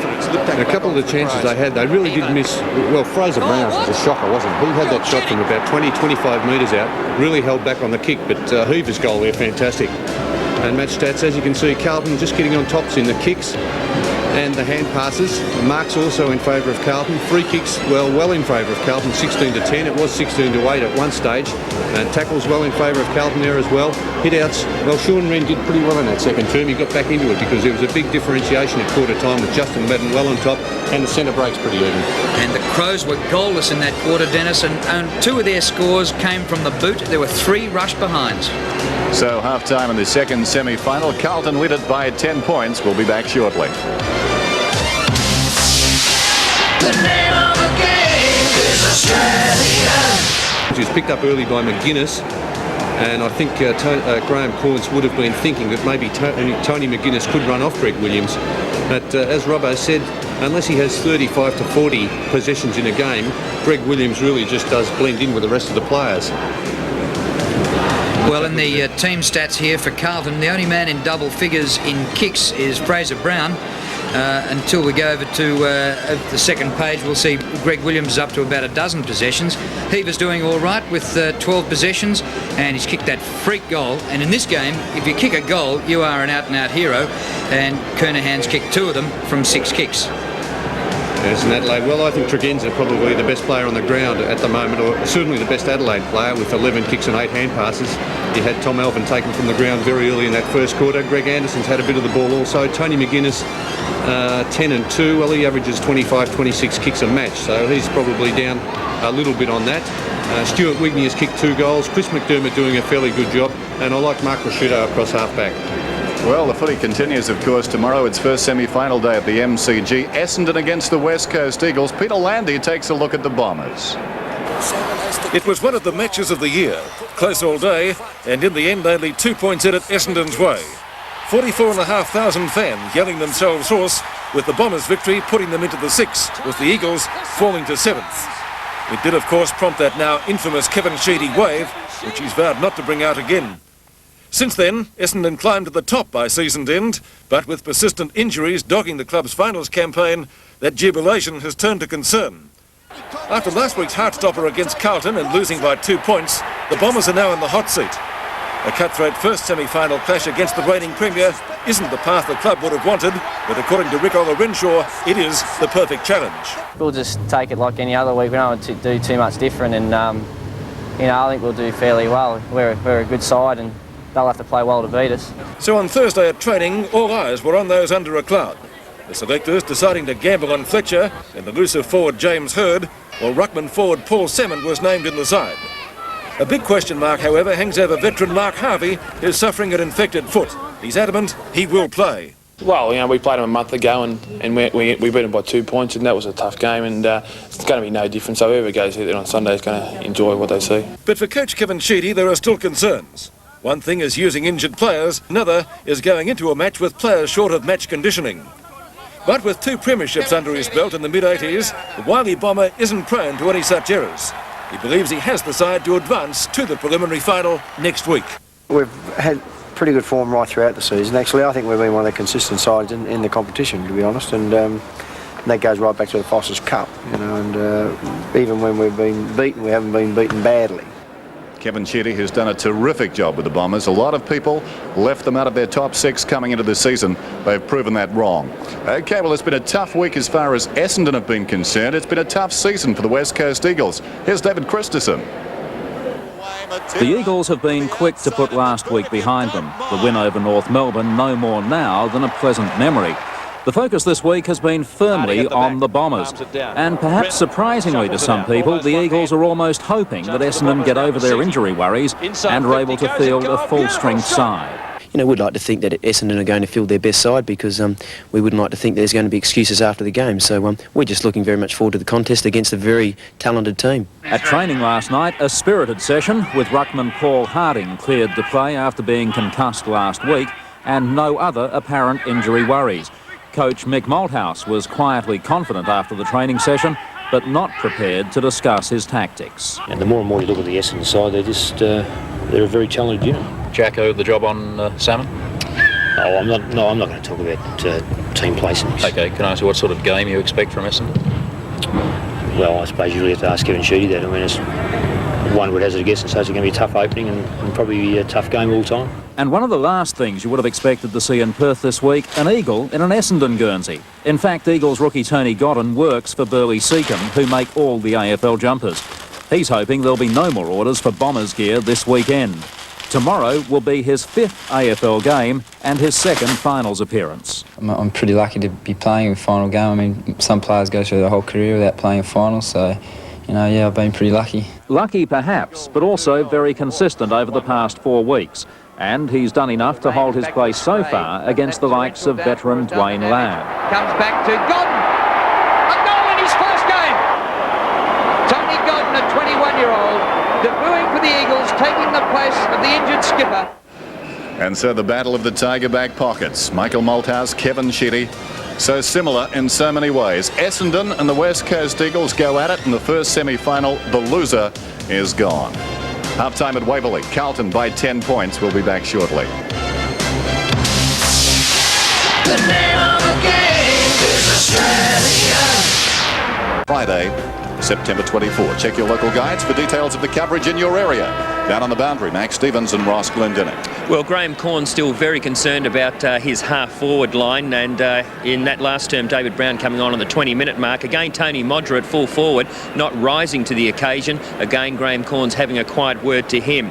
Now, Scott Lee, we understand that he only has a corked shoulder muscle. Nothing's broken, so that's good news.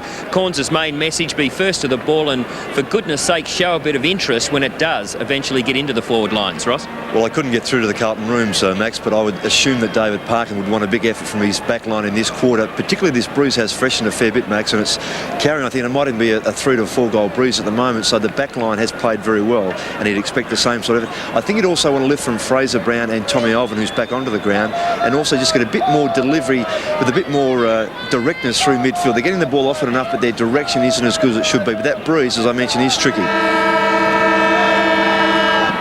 The Crows just limbering up after the half-time break, down by 10 points. And if you take a look at the history book this season, it doesn't bode well as far as the Crows are concerned. They've come from behind once when they've trailed at half-time this year, at 9 attempts, and that was against Brisbane in round 10. I'm not sure that counts, Bernie.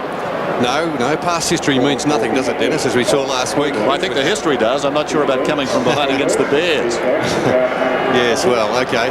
But, of course, they'd lost 2 encounters, the Crows, against Hawthorn, and came out last week and won that finals game. So they shouldn't be worried about what's happened in the past. That's what I meant.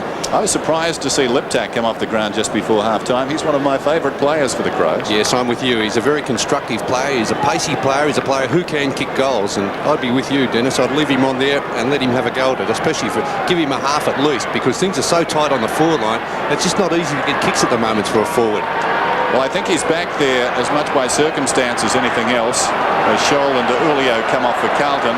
As we heard, Lee there's a fight already. Tregenza and Athorn, and that's not surprising. Tregenza has been terrific in the first half with 19 possessions.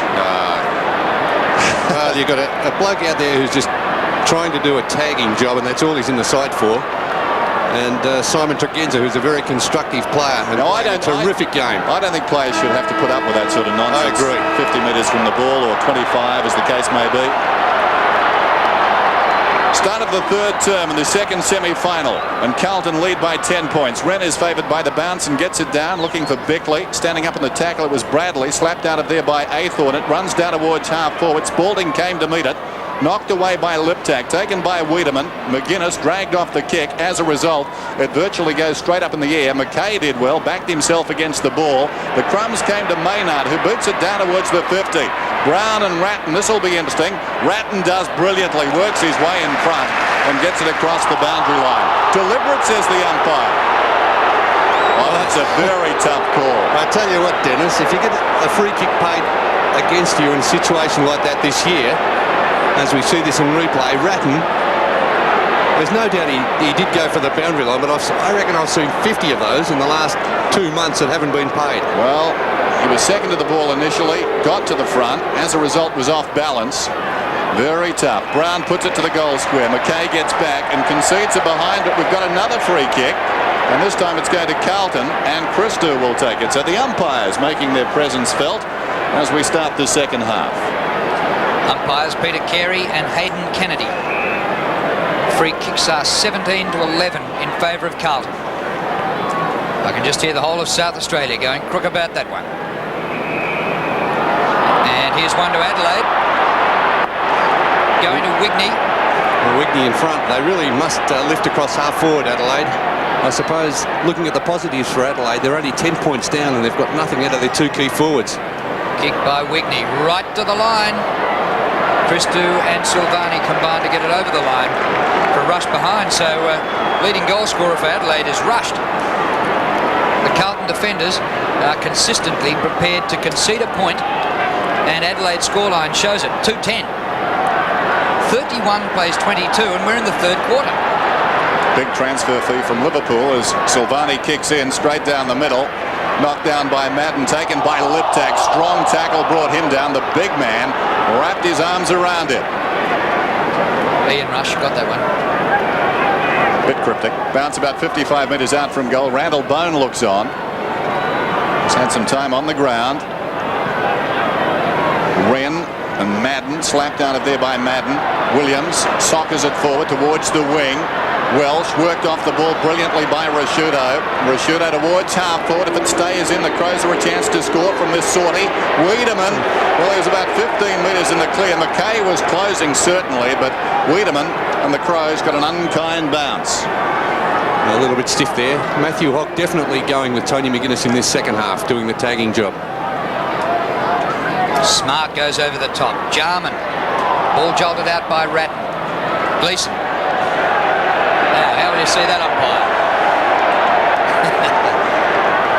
Crowd having something to say about it too. It'll be a throw-in. Scholl and Diulio on the bench for Carlton. Shepherding free kick against Madden. Gee whiz, that's the Bermuda Triangle down there for Carlton, that area. You're right. Well, I thought that was a pretty tough call too. Neither player getting anywhere near the boundary throw-in. He does that often, Big Justin, doesn't he? Just getting the aerodynamics right before he takes off. Yeah, we'll have a look at that again. There's Madden. He was throwing his arms out, but... Oh, yeah, well, technically, I suppose it was a shepherding free kick. Ran from 50 metres. A great-looking kick. Home for all money. Adelaide. So, where's the fat man? And Tregenza, and I've got to say, Tregenza very much the innocent party and all of that. Haythorn's got a job to do, and that's part of it, just losing his way and walking into Tregenza. He'll do it again probably as he comes back on him. And meantime, Madden and Wren make contact. Madden props in front, hooks it behind. Liptak did well. McDermott alongside the centre circle towards half forward. Ratton, who's been very good in defence, works his way in front. This is Williams, concedes some ground. Hannah has certainly won the duel against Smart. He lacks support, gets it across eventually to Ratton. Some indecision now. Ratton goes across the ground. Christou juggles it, boots it towards the wing. Now they can come forward. This is McKay. The Blues look good here. McKay measures the options, goes for distance. Kernahan, Bisker in from the side, got it to the ground. It was mopped up by Bickley, who got it to Pittman. McKay again. Liked his game this afternoon. We've liked his season. He goes in short. Welsh, about 60 metres from goal, hard against the boundary line. Yeah, short but indirect too, Dennis. Rowan Welsh too far out to score. And in the meantime, the Adelaide players have got back to cover Kernahan. A very congested forward line here for Carlton. Blues lead by 3 points. Bradley comes on a lead and takes the mark on his chest. Plays on. Opens up the goal. Kicks. Good looking effort. Great goal.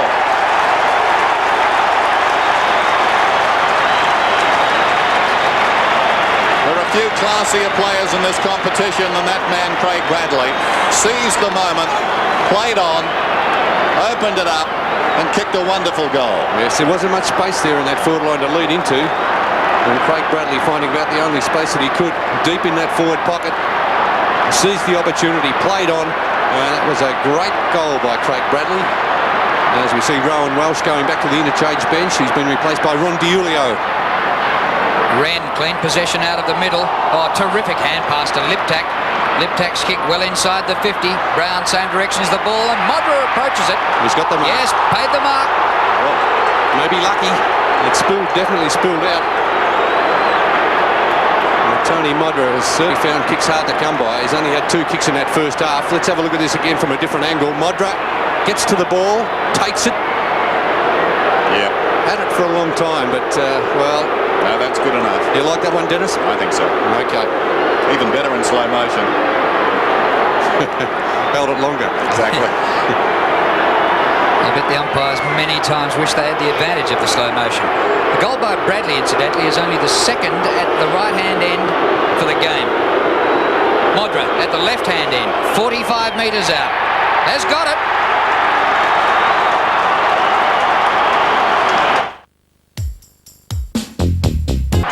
Gets his 122nd goal for the season. Ablett has 124. Of course, Ablett no longer playing this season. McDermott out of the middle. They're winning it out of the centre at the present time, the Crows. Wigney, quick hands away to Brown. Brown comes down towards the 50. Modra comes on the lead. The little chip pass wide of the mark. Modra leads back and the ball spills out of bounds. He's a little inconvenienced, is Tony Modra. Not 100% at the moment. Scott Lee is off the ground. We're told a bruised shoulder. Haven't heard that one too often before. Corked, Thrown in. wasn't the word corked? Corked, that's right. Dr. Morfitt. Heaver out of the congestion towards the outer side. Anderson went down. Williams cleverly. And away they come. Bradley to McKay and now Heaver back to Williams, the man who started things. Heaver and McKay. One of two. McKay to Aythorne. Aythorne fumbles. Socket away by Tregenza. Some irony in that, and we enjoyed it. Tregenza feeds it back. This is Rashudo. Rashudo alongside the centre circle. Spot Smart. Important turnover, that one, Dennis. Wasn't it? Smart.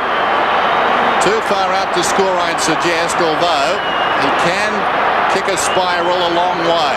And he's contemplating that. No, he goes in short now. Modra comes on the lead again. Fisted away by Silvani. Brown goes after it. Well, he had very few options there, Nigel Smart, because the only one back in the goal square was big Justin Madden. He had to really look for a leading player, as he did there, looking for Modra. He was too far out to score. Nigel Smart from about 65 metres. The throw in. Madden works to the front. Sexton a big leap at the back. Help further up the ground. Anderson leads the race, going backwards. McDermott, a very high ball. Coming down about 35 metres from goal. Ratton goes for the boundary line and finds it. Well, Dennis, you mentioned the goal-kicking position for the season. Ablett and Dunstall have both finished 124 and 123. Modra now 122. They're the only three Centurions for the season. Modra still alive. Brown, little hand pass. Wiedemann breaks the tackle. Back to McDermott, just playing behind the pack all the time. Centres the ball beautifully to Bickley.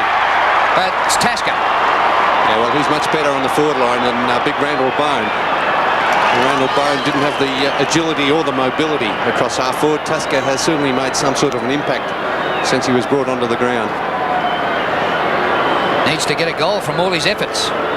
Right in front, 45 metres out. It gets offline, I believe. Ooh, behind. A goal would have put them in front. But the Crows trail by 2 points. 2 behinds to Sean Tasker.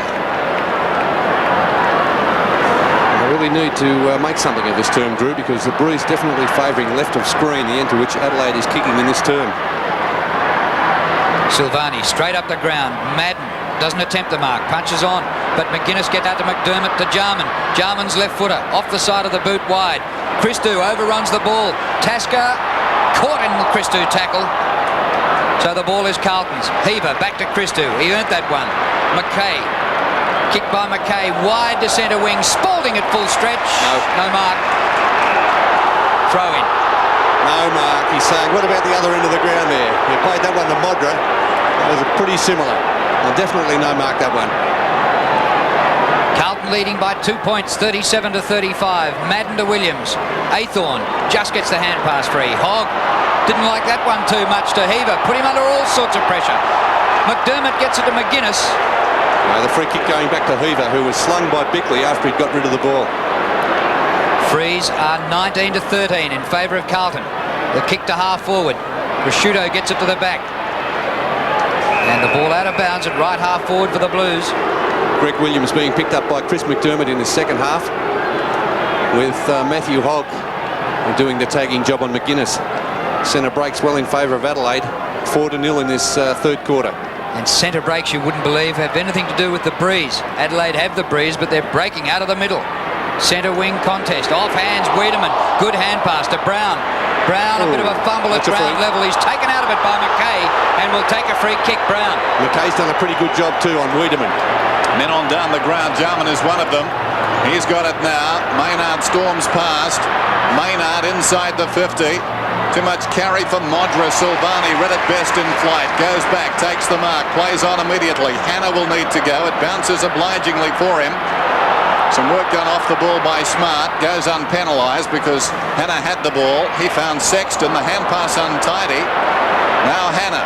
This will show you how hard it is into the breeze. Christou. Kick towards the wing. Gleeson props in front. Rashudo. He's a good young player. Well, he's terrific, isn't he?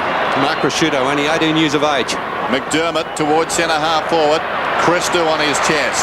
And this boy's played pretty well too. Angelo Christou playing in the back pocket for Carlton. Actually, it's Evangelos. It isn't Angelo. We sat next to him at the Rising Star lunch during the week. Evangelos Christo, Ange he prefers. Yes, and nominated after his 4 goals against Hawthorn. Madden, meantime, pops it up high. Mismatch there. Tregenza over Aythorn. Interesting to watch to see if Carlton can string 3 possessions together into the breeze. It's hard to do. Adelaide found it hard the previous quarter. Jarman, oh, great spoil by Christo. Hannah slides the ball across to Silvani. That's 1 kick. Madden marks behind halfback.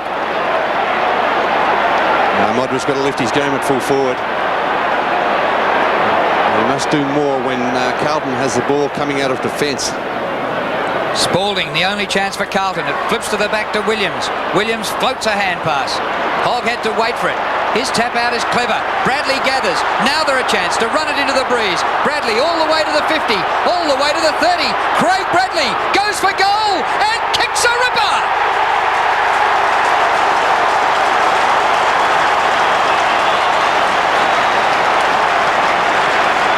Bradley has kicked 2 goals into the breeze in this term. There's 2 very important goals.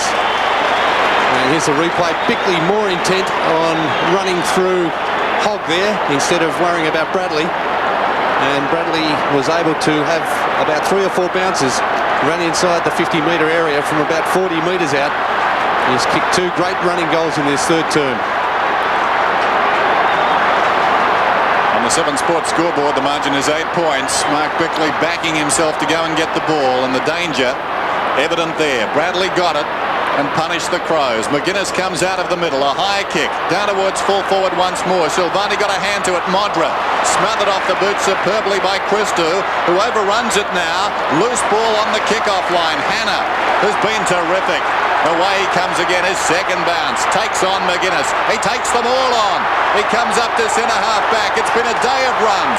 We've seen the Madden run, the Bradley run, and now the Hannah run as he boots it down towards half-forward. Like a gold rush. Madden was up. Wren didn't have the ball. He'll get the free kick. And for all that, 1 big Adelaide kick and they'll be back where they started.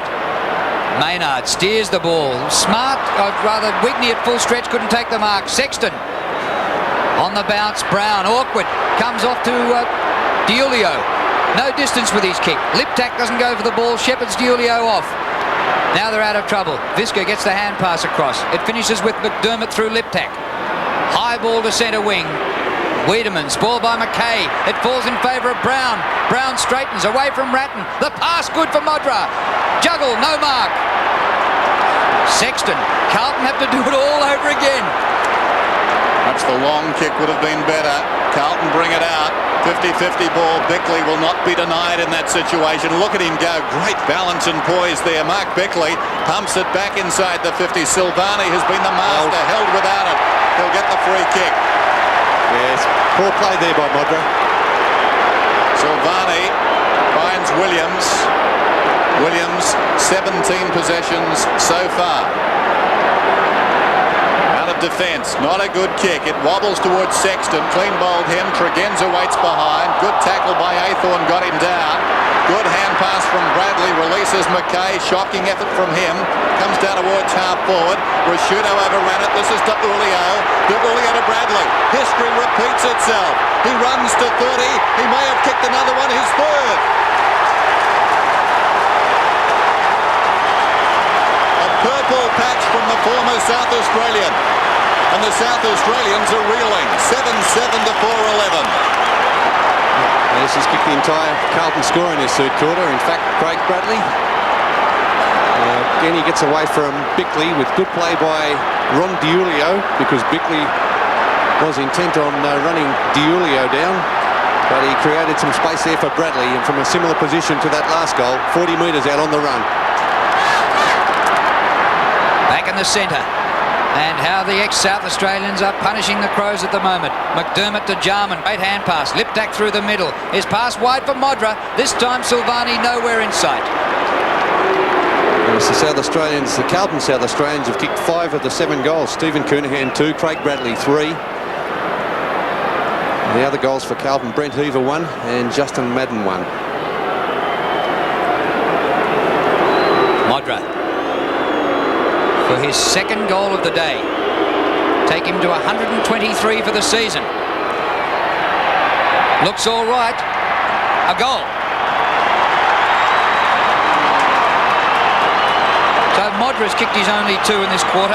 Bradley's kicked 3 in this quarter. And the score is 7-7 to 5-11. That's a margin, only 8 points still. As we see this, the Adelaide Crows winning the ball out of the centre there. Good hand pass from McDermott to Jarman to Liptak. And that's what Tony Modra likes. About 5 to 10 metre there on that lead. Terrific build-up. Madden has to wait. Wren goes over the top. Jarman, who's doing well in that centre square. Wiedemann boots it down towards half-forward once again. Ratton leads back in the race. It's close to the boundary line. How will he play it this time? He didn't need to. Brown socket the ball away. Tregenza runs onto it to Brown. Brown goes goalward. It looks pretty good. No, he's just missed. Across the face of a Hine. We talked about Liptak immediately after the break as Earl Spalding looks on. He's been lively in this term too, particularly in the centre square. Adelaide doing well there.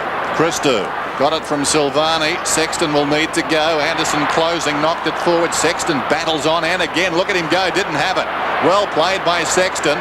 Gleeson off the ground, gained about 25 metres, but put it out of bounds on the full. There's always danger in that kick from Gleeson. Not a percentage kick there, trying to kick that off the ground. Adelaide, 19 scoring shots to 14, but they trail by 7 points. Jarman a centering kick. Wiedemann, listen to the crowd. Weed. He goes long. Silvani up high, hit the ground very hard. Out of defence, Carlton, good running mark taken by Aythorne. Right half back flank. Kick by Aythorne to centre wing, straight to McDermott, who can't take the mark. Goes on quickly to Tregenza. He's taken out by Aythorne, not for the first time. And Tregenza keeps on getting the ball. 22 possessions. And when Aythorne went on to him, he had only 7. So it cost Alvin his place on the ground, but Aythorne's done no better. McGuinness away to Bickley. This game lifting now. Goals coming more freely. Jarman has been terrific. Back to McGuinness. Long probing kick down towards the goal square. Silvani angles it brilliantly. Prepared to make the concession. Well, I make that 6 rush behinds out of this Adelaide score of 5-13. There's Randall Bone, who was very ordinary in the early part of the game, is preparing to come back onto the ground. Silvani. Members side ever so slightly. Sexton goes back, knocked away well by Tregenza. Could have almost been a mark. It comes across to Wiedemann, and he's missed. Are the Crows kicking themselves out of the grand final? Well, you would think so at this stage, Dennis. An easy shot by David Brown a couple of minutes ago, and now that one from Wiedemann. He's kicked 2 behinds. Adelaide 5-14 on the scoreboard. So they've had 19 shots to 14 and trail by 5 behinds. Madden marks, dishes off the hand pass quickly to Gleeson. Craig Bradley has been man of the third quarter. His kick over centre wing wide. Rasciuto leads, nearly takes the mark, but spills it out of bounds. That's a player of the future, Mark Rasciuto. He's had a terrific year so far, as we see the player coming off the ground, Sean Tasker, to be replaced by Randall Bone. I'm not sure I like that move, Drew. Tasker's kicked poorly, but he's taken 4 marks and had 5 kicks. But he's not Robinson Crusoe in kicking poorly in this game. Bone, a last-minute replacement. Originally an emergency, but he replaced Jamison. Carlton tackling 7-1 for the quarter. Can't believe Adelaide have laid just 1 tackle. Madden. Bradley fumbled this time. Through Bickley. He got it from McDermott originally. Now here's McGuinness. McGuinness short pass to Smart. In front of Hannah, a rare occurrence. Smart goes longer. Sun in the eyes of Modra, but he takes the mark. That was a good mark, wasn't it, Drew? You could see him shielding his eyes before the ball got there. And maybe Silvani was unsighted also, because he didn't even make a spoiling attempt at the end. There he is shielding the eyes there. It's caught behind Steve Silvani. And a straight kick will put the Crows in front. From near the boundary line, across the face of goal. and it's gone off hands. Another rush behind. Make it 7, Bernie, in the scoreline of 5-15. 7 rush behinds, and it's 4 points the difference. Carlton in front with 5.5 minutes to three-quarter time. Silvani gets it from Christou this time. The roll's reversed. Back to Christou. I think we've got Kernahan out to centre-half forward now too, Dennis. Not a bad ploy working up into the breeze. Christou a high kick towards the wing. Madden props in front. Good mark. Plays on. McKay left it behind. Jarman. Quick to pounce. Goes in short. Wiedemann. Jarman's been very good in this term. Up to 19 possessions now. Wiedemann centering kick. Ill-directed. Silvani the mark to Bradley. Only a half lead there from Modra. Bradley comes away. A little too Modra conscious though, the Crows. To weigh up the options. The ball on the outer side. Anderson a chance to send it back in. Heaver closing. Anderson throws it on the boot and puts it out of bounds on the full. He has the capacity, Greg Anderson, to look very tired even when he's not. He looks tired at the moment. Here's Williams. He collides with Anderson. Fell to the ground, realised he was okay. Lays it off. This is Heaver. Heaver through midfield. Tregenza again. Back come the Crows. They want a goal this time. Ooh. Long kick from Tregenza. Crow down off the ball. Silvani again. There was a player doing the shepherding there, Sean Wren, who got one from Aythorne. Wasn't exactly a bone-jarring tackle, but it was effective. It got him down, Silvani, as he played on. Taken by Wrigley. And he's missed it. Or rather, Wickney just missed it to the right-hand side. 2 goals, 1 to Stuart Wickney. He's had 6 kicks, 4 marks and 3 handballs. 3-7 in this quarter, the Crows, to 3 goals straight by Craig Bradley. And it could be the difference in the game. That's mark number 10 for Justin Madden. So that's a pretty good effort. 10 marks in the final is good in anyone's book, Drew. I'll say, and Silvani's taken 7 back there at full-back. 7 marks, going confidently at it against Modra. 3 against Aythorne there on Tregenza. Gutsy by Tregenza, wasn't it? It was a good effort going back there with Kernahan bearing down on him. As Brett Scholl warms up on the boundary line for Carlton, preparing to come back on. 24th disposal for Simon Tregenza before three-quarter time. Here's Wren, who's recovered from that knock from Aythorne. Off to McGuinness. Long kick. Bone gets underneath it. Comes to Pittman, 50 metres out, but he hooks it and it bounces out of bounds. So we can't even give him a score for that, even though it was a scoring chance. Just about sums up their goal kicking this afternoon, the Adelaide Crows. 5 goals, 16 to 7-7 Carlton. They trail by 3 behinds. Anyway, Bradley has proved he can kick goals into the breeze, so it's certainly not all over yet. Smart snaps for goal. Offline misses from 15 metres. In fact, out of bounds on the full. Good smother. That's been a feature of the Crows football this afternoon. Kick. Well wide of the mark. Granted, though, he was under extreme pressure. Here's Silvani. What a game he's played. To Williams. Still deep in his own defensive area. The clock continues to run down to 2:30 now remaining in this third term. Carlton will finish on the breeze, only worth about 1, perhaps 2 goals. It's not strong. Wren over the top. Bones got it. Looks for the hand pass. Sold Liptak into trouble. Good tackle by Heaver. Ratton gets it across to Williams. He didn't have the ball. He'll get the free kick. Not a good option there from Randall Bone with that hand pass. Liptak was completely covered. Just needed a kick. Across the ground comes Williams. Here's Christou. Can Carlton get a late one? This could break the resistance. He storms up through the middle. The kick ill-directed. Maynard comes out at full-chested. Rebound opportunity now for the Crows. Wigney's in trouble. Back it comes to Maynard. Tries to feed it to McGuinness. It was knocked away down there by Hogg. McGuinness, was he carried forward? Not according to the umpire. And the ball up. And the other thing there, when Randall Bone gave that very ordinary hand pass, the turnover was created and his man Ange Christou ran the ball up to the half-forward line for Carlton. Well, we've told you about the centre breaks. Adelaide dominating. That's the good news from their point of view. They trail in this game as Jarman boots it down towards half-forward, but they've got plenty of the ball. And if the opposition's got the wind and you've got the ball, they can't beat you. Ratton gets it across to Williams. This is Sexton. Sexton back to Williams. Interesting. Not too much pace there, but a lot of guile. The two number 2s fell over. It's taken by Ratton around the outer side. Kernahan was up, missed it. Falls behind. This is McGuinness. Hard against the boundary line. And now Bisker. Oh, good release. Good run too from Rashuto. Kick by Rashuto. Up towards centre half forward, but McKay takes the mark. Goes on quickly. Wide to centre wing. Aythorne and Tregenza. It sits up on the point, the ball. Aythorne back after it. The hand pass is good. He wants it back, but it doesn't come back from Scholl. Kick wide. Bradley, the man of the third quarter. But he won't be scoring from here. Great turn by Bradley. 3 magnificent goals in this third quarter.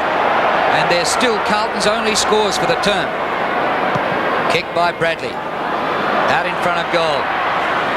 Gleeson roving. He's still got it. Flips it back. High tackle. Free kick right in front. I was just about to say the whistle's gone for a throw, and it went Gleeson's way. Well, it was certainly a throw, and 10 seconds till three-quarter time. Yeah, let's have a look at this again. There's Gleeson. He flipped it out. Well, he definitely threw it out, didn't he? There's no hand pass there. Well, this could be a vital free kick. Gleeson goals! Right on three-quarter time, and the margin is 9 points. Carlton 8-7-55, Adelaide 5-16, 46. Completed by 9 points. It's 8-7 to 5-16. Bradley 3 goals, Kernahan 2, and for the Crows 2 apiece to Modra and Wigney. Graham Corns marshalling his men again for the final 30 minutes. 7 Sport is the home of Big Sport. The Brownlow Medal telecast is on Monday, September 20. There's the Tooheys 1000, great race from Bathurst, Sunday, October 3rd. Then the Australian Indoor Tennis Championships from the Sydney Entertainment Centre, October 8 to October 10. Check your local guides for details of the coverage in your area. Max Stevens and Ross Glendinning are ready down on the boundary line. Had a chance then to have a quick chat with Scott Lee. He said he won't be coming back on the ground, but it is definitely not broken. It's a shoulder-related injury, and it may be a whisker more serious than first thought. Graham Corns has asked the Crows to settle down, particularly when going for goal. Far too many opportunities went missing. He's asked a few of the players if they've forgotten that there's a berth in the grand final up for grabs today, and he pleaded with Nigel Smart to show a bit of impact on this game. Yes, well, David Parkin was quite pleased with his plays in that quarter. Bar, he said, just 10 minutes where you relax, and the game really got away from us. He said they kicked poorly, which is to their advantage. He said he wants them to go long and direct to Kernahan, but don't use this breeze. And the same thing, Max, he said you can now play in this quarter for spot in that grand final. Very important. Yes, here's the shepherding incident with Tregenza taking off, and here's Sean Wren coming in. Just a little bit in that there from Aythorne. He's been pretty lively in this second half. Kicking to the forward line. It's put there to Greg Williams. Greg Williams with a handball over the top. Bickley intent on fixing up Hogg, and by doing that, it's allowed this little player here, Craig Bradley, who's had a terrific third term. He kicked 3 goals for the quarter, 2 from that position, 40 metres out on the run, and 1 from the other side of the ground where he led into the pocket, played on and kicked a very good goal. As we look at Craig Bradley's third quarter, he's had 6 kicks for the third quarter, 11 kicks in total, 6 hand passes, and 3 very important goals. But Mark Aythorne, who's still niggling Simon Tregenza, was just spoken to by the field umpire, so they've obviously got to look out on that one. Start of the final quarter here at Waverley. A 9-point lead to Carlton, but they wouldn't want to think the breeze will just do it for them in this last term. It's a big ground. There are some tired legs out there. McKay up towards half forward. It goes out wide, bouncing towards Welsh. He went past it. Maynard, good hand pass. Tregenza has to wait. Spins out of trouble. Well, Maynard to Jarman. They can work it into the breeze as we saw Carlton do. Jarman does it perfectly. Smart was revved up at three-quarter time by Corns. Here he is straight away in the direction of Modra. Silvani punches. It's just outside the 50. Smart after it again. Still Nigel Smart. Oh. And meeting it solidly. It was terrific play by Sexton to get it to Silvani. His kick. Mark dropped by Madden, centre of the ground. He's got the free. He might have been a bit fortunate there. Frees up 24-16 in favour of Carlton. Unmarked is Alvin. Shepherding is Gleeson. Alvin touches down, goes to the 50. A goal here will be a nail for the Crows. But Alvin's away to the right. It's still in the field of play. And now it goes out, throw in. Well, I've got to say I was very impressed with the Crows' fitness in that last term last week. There's Peter Dean looking on. Doesn't seem we'll see him play in this final round for the Blues. And the Crows' fitness will be put to the test here. Bradley makes something out of nothing again.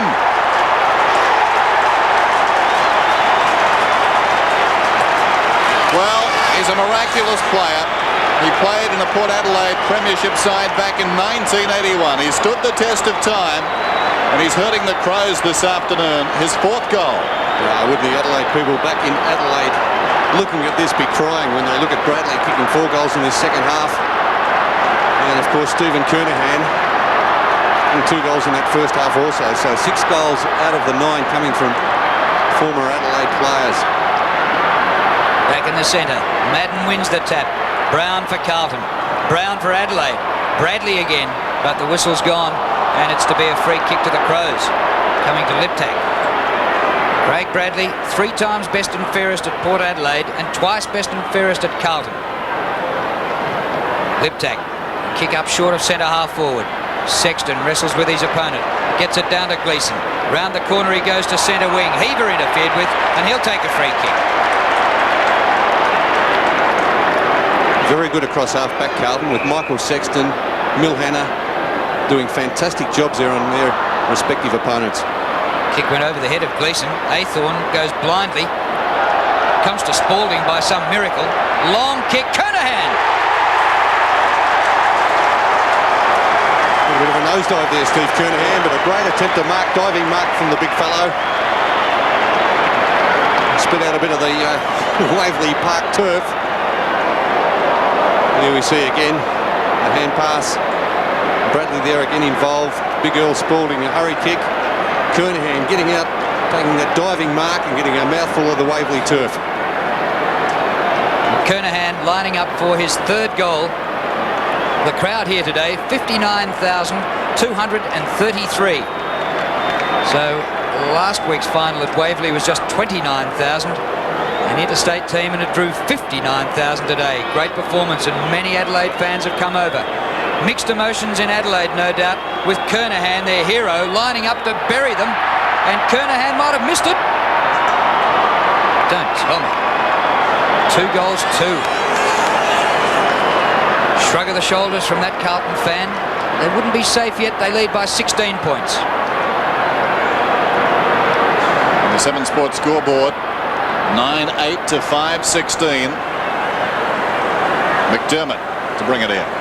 20 possessions this afternoon for him. There's Anderson. That will be ignored. He virtually comes straight down the middle. Wren's up in front, and that's a very good mark considering the height of the opposition. Away to McGuinness, who runs away from half-back. Chips it out wide. Maynard has to stretch. Goes down and gets it. Now Bisker is on down the ground. Bisker can take it and go. He hesitates momentarily, kicks for space, coming up on the lead. Tasker. That was a very good kick by Bisker. That was spot on, wasn't it? It had to be perfect, Dennis, and it was. Sean Tasker on the lead. I do prefer him in the forward line to Big Randall Bone, mainly because of his mobility, Sean Tasker. Very important kick, this one. The margin is 16 points. This to pull it back to 10. Has it got the carry? Not quite. 3 Carlton players in defence, and in triplicate they push it across the line. Tasker, I'm not kidding, he must have had about 7 shots at goal for 2 behinds, and about 5 of them have been rushed through like that one. Ratton into McKay, straight up the centre. Spalding is there. It's punched down well by Rasciuto. Goes to Maynard. Anderson. Crows moving it well into the breeze. Anderson to full forward. Modra caught behind. Silvani can't mark. Off hands it goes to Ratton. Ratton out towards half-back flank. Maynard.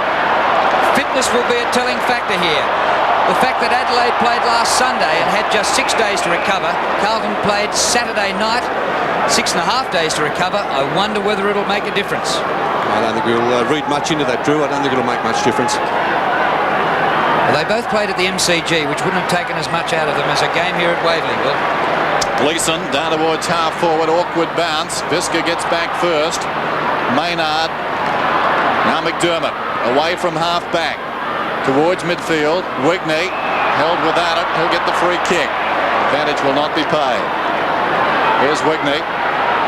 2 early goals. Their only goals till half-time. Kicks inside 50. Tasker gave a contest. Knocked down by Smart. Tasker again. McGuinness sends Liptak into space. He's dragged down. And like a soccer goalkeeper, Silvani stopped it. He boots it towards the outer side. It will run out of bounds in front of McKay.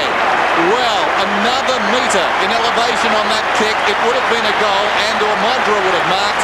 David Kernahan looks on. Mainly here because of the great effort from Matthew Hogg, causing Liptak to kick that ball low. A desperate attempt by Matthew Hogg getting to Liptak. But an heroic performance by Steve Silvani, just the same. On the 50 it is. McGuinness like a terrier. Gets it out to Wren. Wren feeds a good hand pass to Jarman. He's got Brown on, but he goes for goal. Won't make it. Silvani again. Oh, has he flogged Modra? Silvani, the kick bounces. This is dangerous. On the bounce, Alvin takes it. Won a reprieve off the interchange bench. Spalding to Christou. He can go like a stall gift runner. Ange Christou off the left boot. Kernahan the chance. Pushed out. Must be a free to Kernahan. Advantage. It goes to Heaver. Open goal coming up for Heaver. And now Bradley, who kicks number 5. It'll be tough for the Crows now.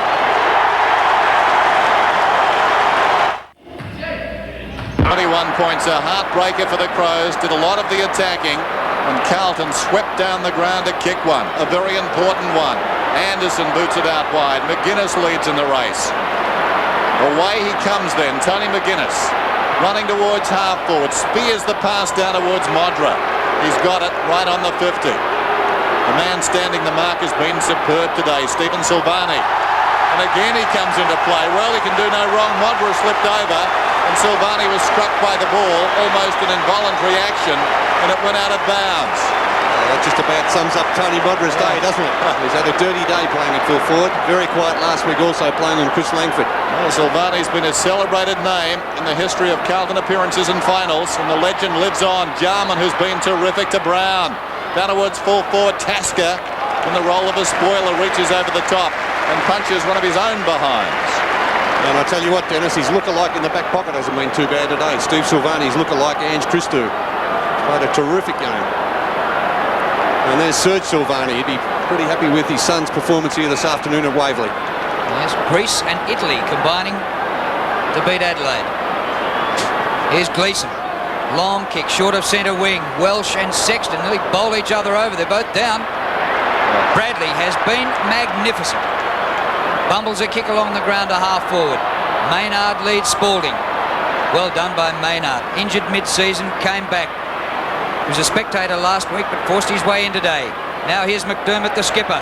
Gleeson up high. It comes to Rasciuto. Bounced off his face, actually, to Bradley. Bradley. Rasciuto got a smother in, and Bradley said, well done, son. That is terrific. It was a great effort, wasn't it? Mark Rasciuto, he's been great this afternoon. Terrific across half-back all year. Well, the Crows in trouble, but they've been gallant this afternoon. You can't write them off in this game or in the overall. This is Hogg. Away to Brown, to Gleeson. And the Blues now string it together. Run down by Tregenza. Isn't that magnificent? Fantastic. And the ball's out of bounds. Heaver and Maynard pushing it across. Well, it's been a tough, uncompromising game, this one. Tregenza after that chase. Mark Micken, a former best and fairest winner with the Adelaide Crows. Their first ever. McGuinness thumps it on. Tregenza's got the run of it, confronted by Bradley. And Bradley takes the ball across the line. Still about 16 minutes to go. But Carlton doing well enough. They're finishing on the breeze. It's overcast now at Waverley. In stark contrast to the sunshine of earlier in the day, Wren works his way in front.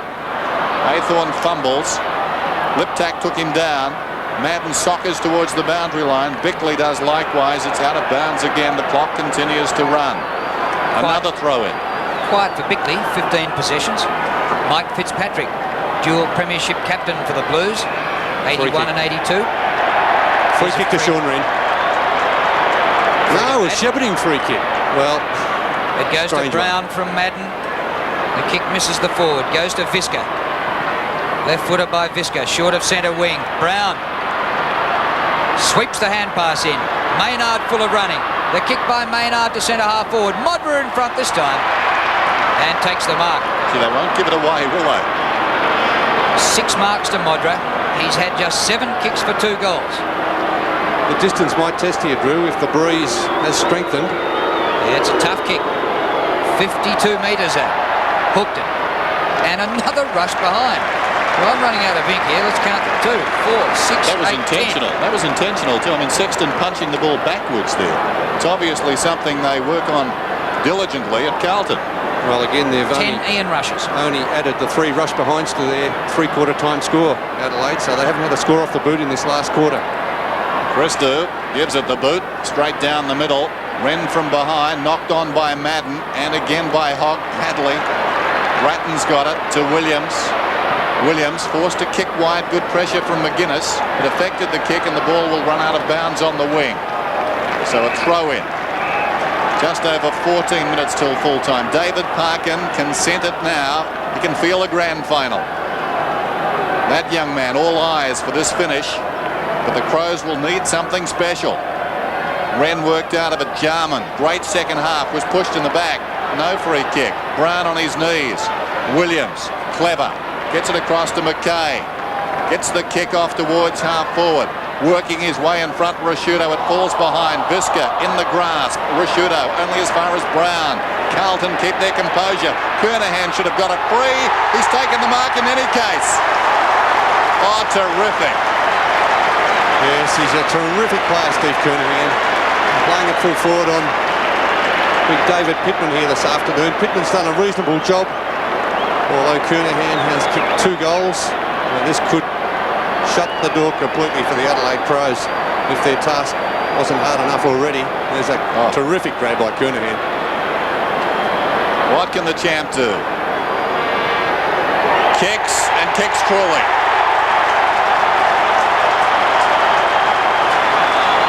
Kernahan gets his 3rd, and Carlton now stretch their lead. It's interesting, the 2 full forwards have identical stats. Modra and Kernahan, both 6 marks and 8 kicks. Difference, Kernahan 3 goals and Modra 2. Yes, body on body there, Steve Kernahan doing it very nicely. A great kick for goal. 5 goals to Bradley, 3 goals to Steve Kernahan.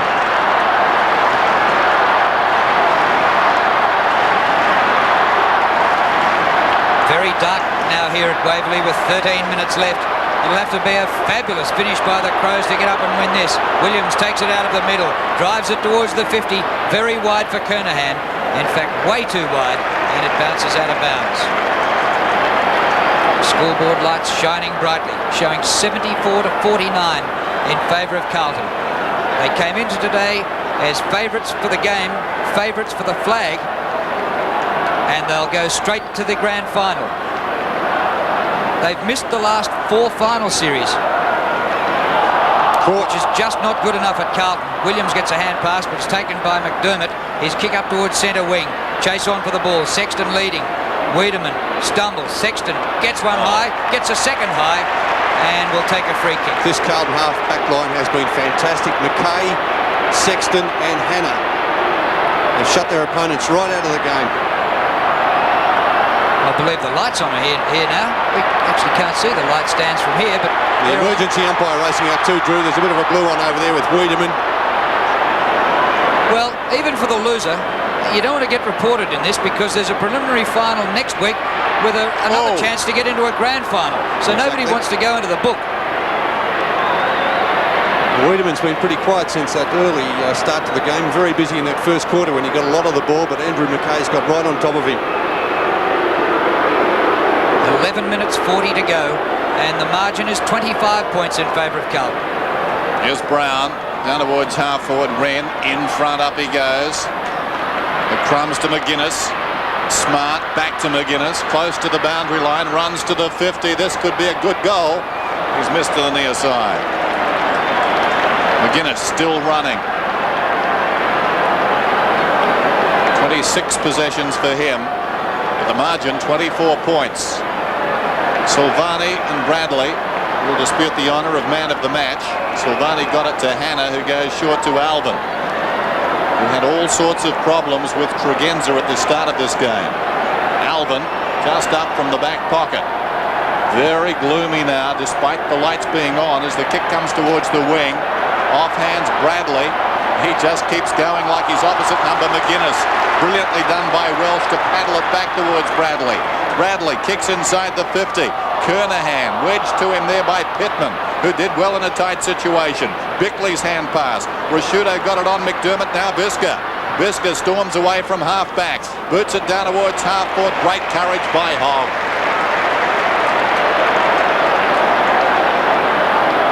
Matthew Hogg towards the centre of the ground to Welsh. Has started the game on the interchange bench. The Blues will have a week off to prepare for the grand final. At the end of this season, that'll be something. And at the end of this game at Waverley, you'll need a rest, especially players like Williams. Aythorne breaks clear. Just gets boot to ball. Brown still running hard, but Bickley's back there to take the mark. He wants to go on with it. He's cornered. Gets the hand pass away. Rashudo, what a game from this teenager. Centre wing. Wiedemann can't mark. In front, McKay.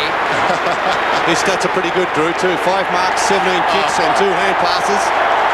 And now a 50-metre penalty being awarded against Wiedemann. That's very tough, because Wiedemann was slapped above the right ear. He was making the point and arguing the case. He got 50 slapped on him in turn, so a couple of slaps there for Wiedemann.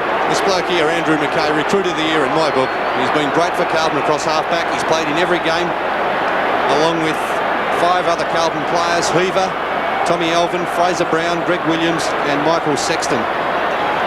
And now McKay for goal. It's flat. It's shepherded through.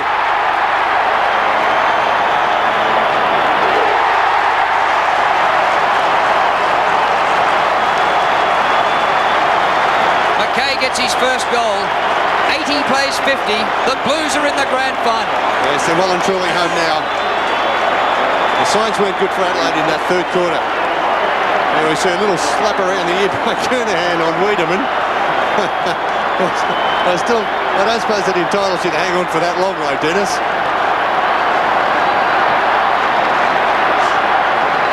Well, I think he was confused there, Wiedemann, and conceded the 50, having been slapped by Kernahan. The ball comes out towards the wing. Liptak keeps it in front, paddles it towards the boundary line. Tries to go back inside and does successfully. Anderson threads it to Jarman, to McGuinness. So the question now for the Crows, can they regroup? Probing kick inside the 50. Christou goes back. What a terrific game he's played. And guess who? Silvani to Hannah. 3 of their best, although Hannah fumbles this time. Gives it away in effect. Tasker back to goal, but he can make something here. Turns, kicks, and for one of the few times hasn't seen his kick touched on the line. It's a goal. Too little, too late for the Adelaide Crows. 6:20, that's right. 20 behinds this afternoon to 12-8. Yes, but 10 of those behinds, Dennis, have been rush behinds. As we have a look at this in replay, about the first mistake the Carlton defence has made all afternoon. Ordinary hand pass coming from Christou to Silvani to Hannah. I'm not too sure how Hannah got rid of the ball. I think he threw that out anyway. But the turnover resulted in that goal to Sean Tasker. 8.5 minutes left. Aythorne can't get a disposal. Wiedemann somehow gets it out of the middle. Up towards the 50. Sexton, fingertip control. Back to centre wing. McGuinness had it spent before he got it. Left it behind for Hogg. Hogg up towards centre half forward. Spalding. Off hands to Welsh. Now Williams charges to the 50. Gives off the hand pass.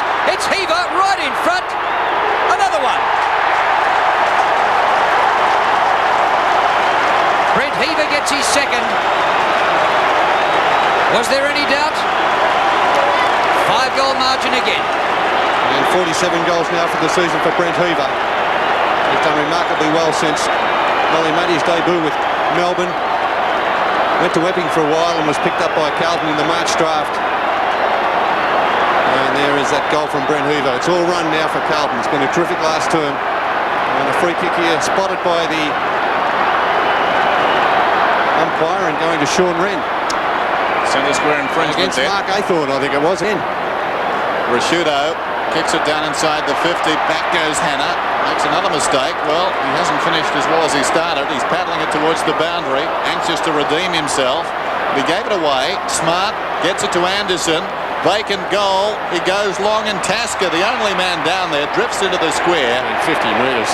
Take him back to the goal line, surely. And get the angle right. Get the 50, you're straight in front. Yeah, exactly.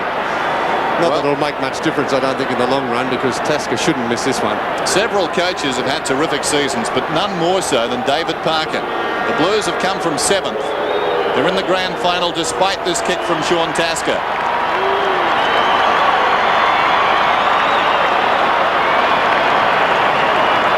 7:20 to 13:8.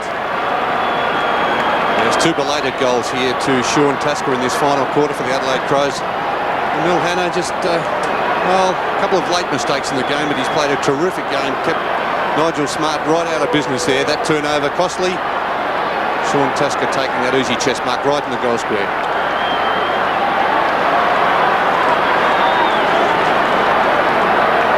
In this last quarter, Carlton have kicked 5 goals, 1 to the Crows, 2-4. But they've kicked 2 out of the last 3. And, well, goals are starting to come a bit quicker now. Yeah, it's starting to open up. 3 of those behinds, though, Drew, coming from rush behinds. And the players getting tired, aren't they? It's hard for defenders to cover now. So the point about that is there's 7 minutes left and they're 4 goals behind. I wouldn't just be getting into the traffic just yet. They go forward again out of the middle. Oh, he's been tremendous, Tregenza. It bounces up to the forward line. 2 plays 2. Christou the first there. And his man has kicked the last couple of goals for Adelaide, Tasker. Centre wing, Jarman. Paddles. Wren gets it on. The ball to the 50. Hannah spoils Smart. Comes to the front. Ratton, the hand pass to Williams. And he's got time for a cut lunch out here before he picks up. Pick the best option. Gee, they're tired. Very slow to approach him. If you can't catch Greg Williams, you're not going too well. There's Madden, who's played a pretty good game. Good duel, that one, he and Wren. On to Fraser Brown. Williams, 28 possessions. Brown inside the 50. Kernahan again in front. Could have almost got a free again, too. He props. He's very hard to get around. Ball is tied up and a ball up. Clock continues to run inside the last 6 minutes of this game. So tomorrow it's the West Coast Eagles and Essendon to decide who will play in the preliminary final against, it would seem, the Adelaide Crows. Free kick down there, Pittman to take it.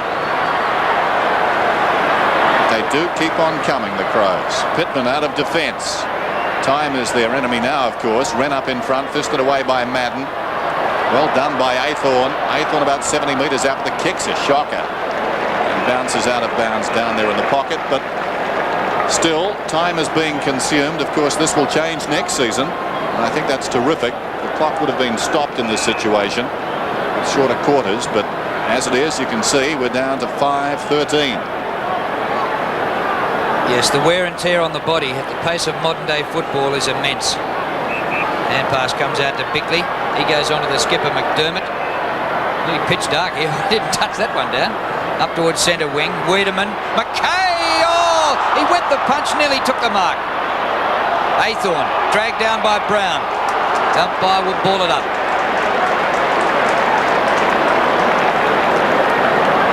Acrobatic effort there by Andrew McKay.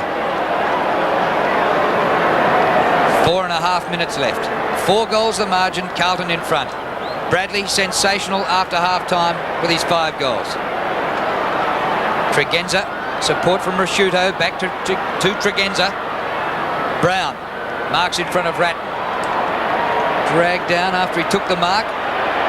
And they're really trying to hold them up now, the Blues. The kick by Brown towards the 50. Williams says, who's going to help me? He had to look around, didn't he? He couldn't believe that he was there by himself to take that mark. Bradley in open space. Craig Bradley. His 25th possession is a short pass. He gets it to Ratton. And now the sting has gone out of this game. Ratton comes back to Bradley. The umbrella's going up. Bradley goes to Gleeson.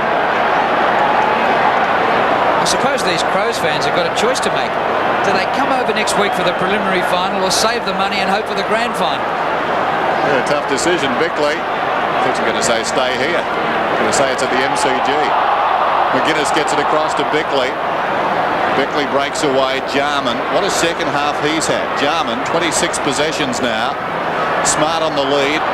He'll need to do better next week. Liptak likewise. Tregenza, who's been terrific all day. Modra in front of Silvani, and Silvani's got him again. We'll have nightmares about Silvani tonight. Modra.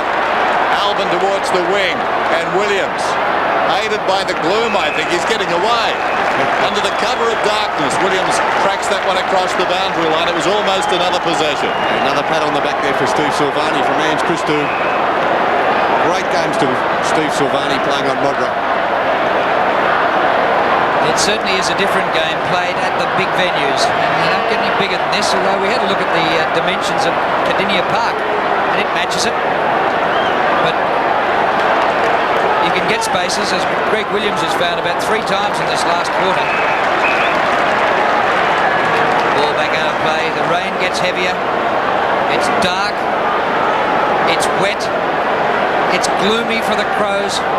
They'll have to regroup and come back next week for the preliminary final at the MCG. That was cloud cam, I think. Yeah, that was right up there in the stratosphere. The rain will be sweet on the lips of these Carlton players. And what a job. Only 6 survivors of the 1987 Premiership. It wasn't all that long ago, but 2/3 of a team have passed on. Silvani, Bradley, Kernahan, Madden, Gleeson and Alvin are back from that 87 Premiership.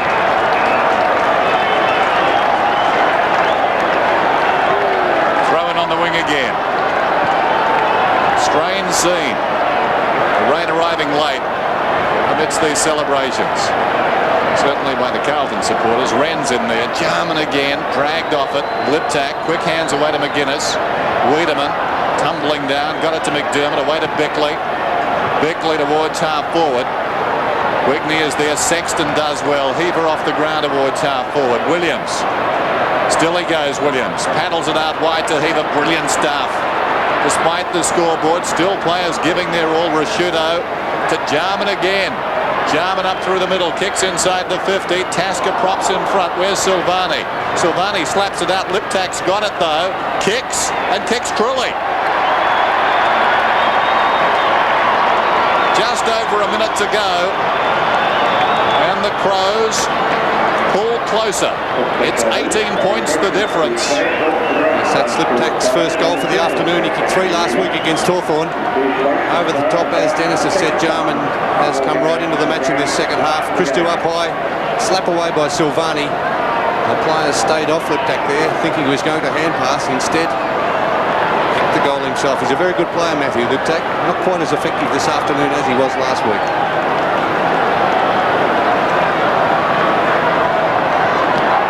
Back in the middle with a minute remaining. Bounce favours Wren. Chance to find McDermott. McGuinness. They might get another one. And a 12-point defeat will be no disgrace. Smart in front. Brown just overruns it. Ratton is there for Carlton. He's over the top of it. It spills out. Wiedemann. Still to the chance of Weed. Athorn the hand pass to Bradley. A hero, especially in the third quarter. Kicked by Bradley close to the boundary line. Everyone hopes it goes out. Well, except Welsh, who kept it alive to Williams. Williams off the ground. Pushed McDermott into it. And McDermott will take the free kick. One of the last kicks of the game. In fact, he goes by hand. Rashudo has been magnificent for the Crows. One of their best. In fact, he's my best, Crow. Visca. 8 seconds left. Kick by Visca. Up towards centre wing. Spalding in front. A wet ball, a good mark. The Blues are in the grand final. And the Crows will have to come back again next week. They started today as premiership favourites. With a week's break, they'll shorten in the mug. Yeah, it was a big effort by Carlton. Terrific performance, especially by their defence, led by Steve Kernahan. Milhana played very well. Also, Ange Christou in the back pocket. Michael Sexton across half-back got well on top of Stuart Wigney and around midfield while they had, in that second half especially, Craig Bradley with his 5 goals all coming in the second half, 3 in the third quarter, 2 in the last quarter. Steve Kernahan always a target down on the forward line. He kicked 3 goals too, but their kicking for goal was exceptional, Carlton, with 13-8-86. Ross Glendinning now talking with Steve Kernahan. Steve, hello, well done it. Steve, congratulations, terrific win. Yeah, it was good. They've signed the troublous with their run, and they got the ball a lot on their own today, and we're happy with the win here. We'll leave it at that, mate. Good on you. Well, amid pledges of love there, Steve Kernahan talking with Ross Glendon. Kernahan goes off the ground, and Carlton are through to this grand final. They played well when challenged today, but I think one thing underlined as well, in the past 6 days the Adelaide pros have shown they're for real. A lot of people dismissive of their chances coming into this final round. Well, they played hard and strong today. They were beaten by a side with a little more finesse, and they were beaten by a former South Australian, Craig Bradley. Yeah, well, he played a fabulous game, didn't he, Craig Bradley? Terrific effort from Craig Bradley. Of course, recruited from South Australia, and if they had those 2 players in the side, the Crows, this afternoon, in Steve Kernahan and Craig Bradley, well, I'm sure it would have been a different story on the scoreboard. I'm not sure there's any consolation there, Bernie. Perhaps it's a little more bitter to lose that way with former South Australians plotting your demise. So, in the second semi-final, Carlton are home on the 7 Sports scoreboard, 13-8-86. The Adelaide Pros, 8-20-68, 18 points.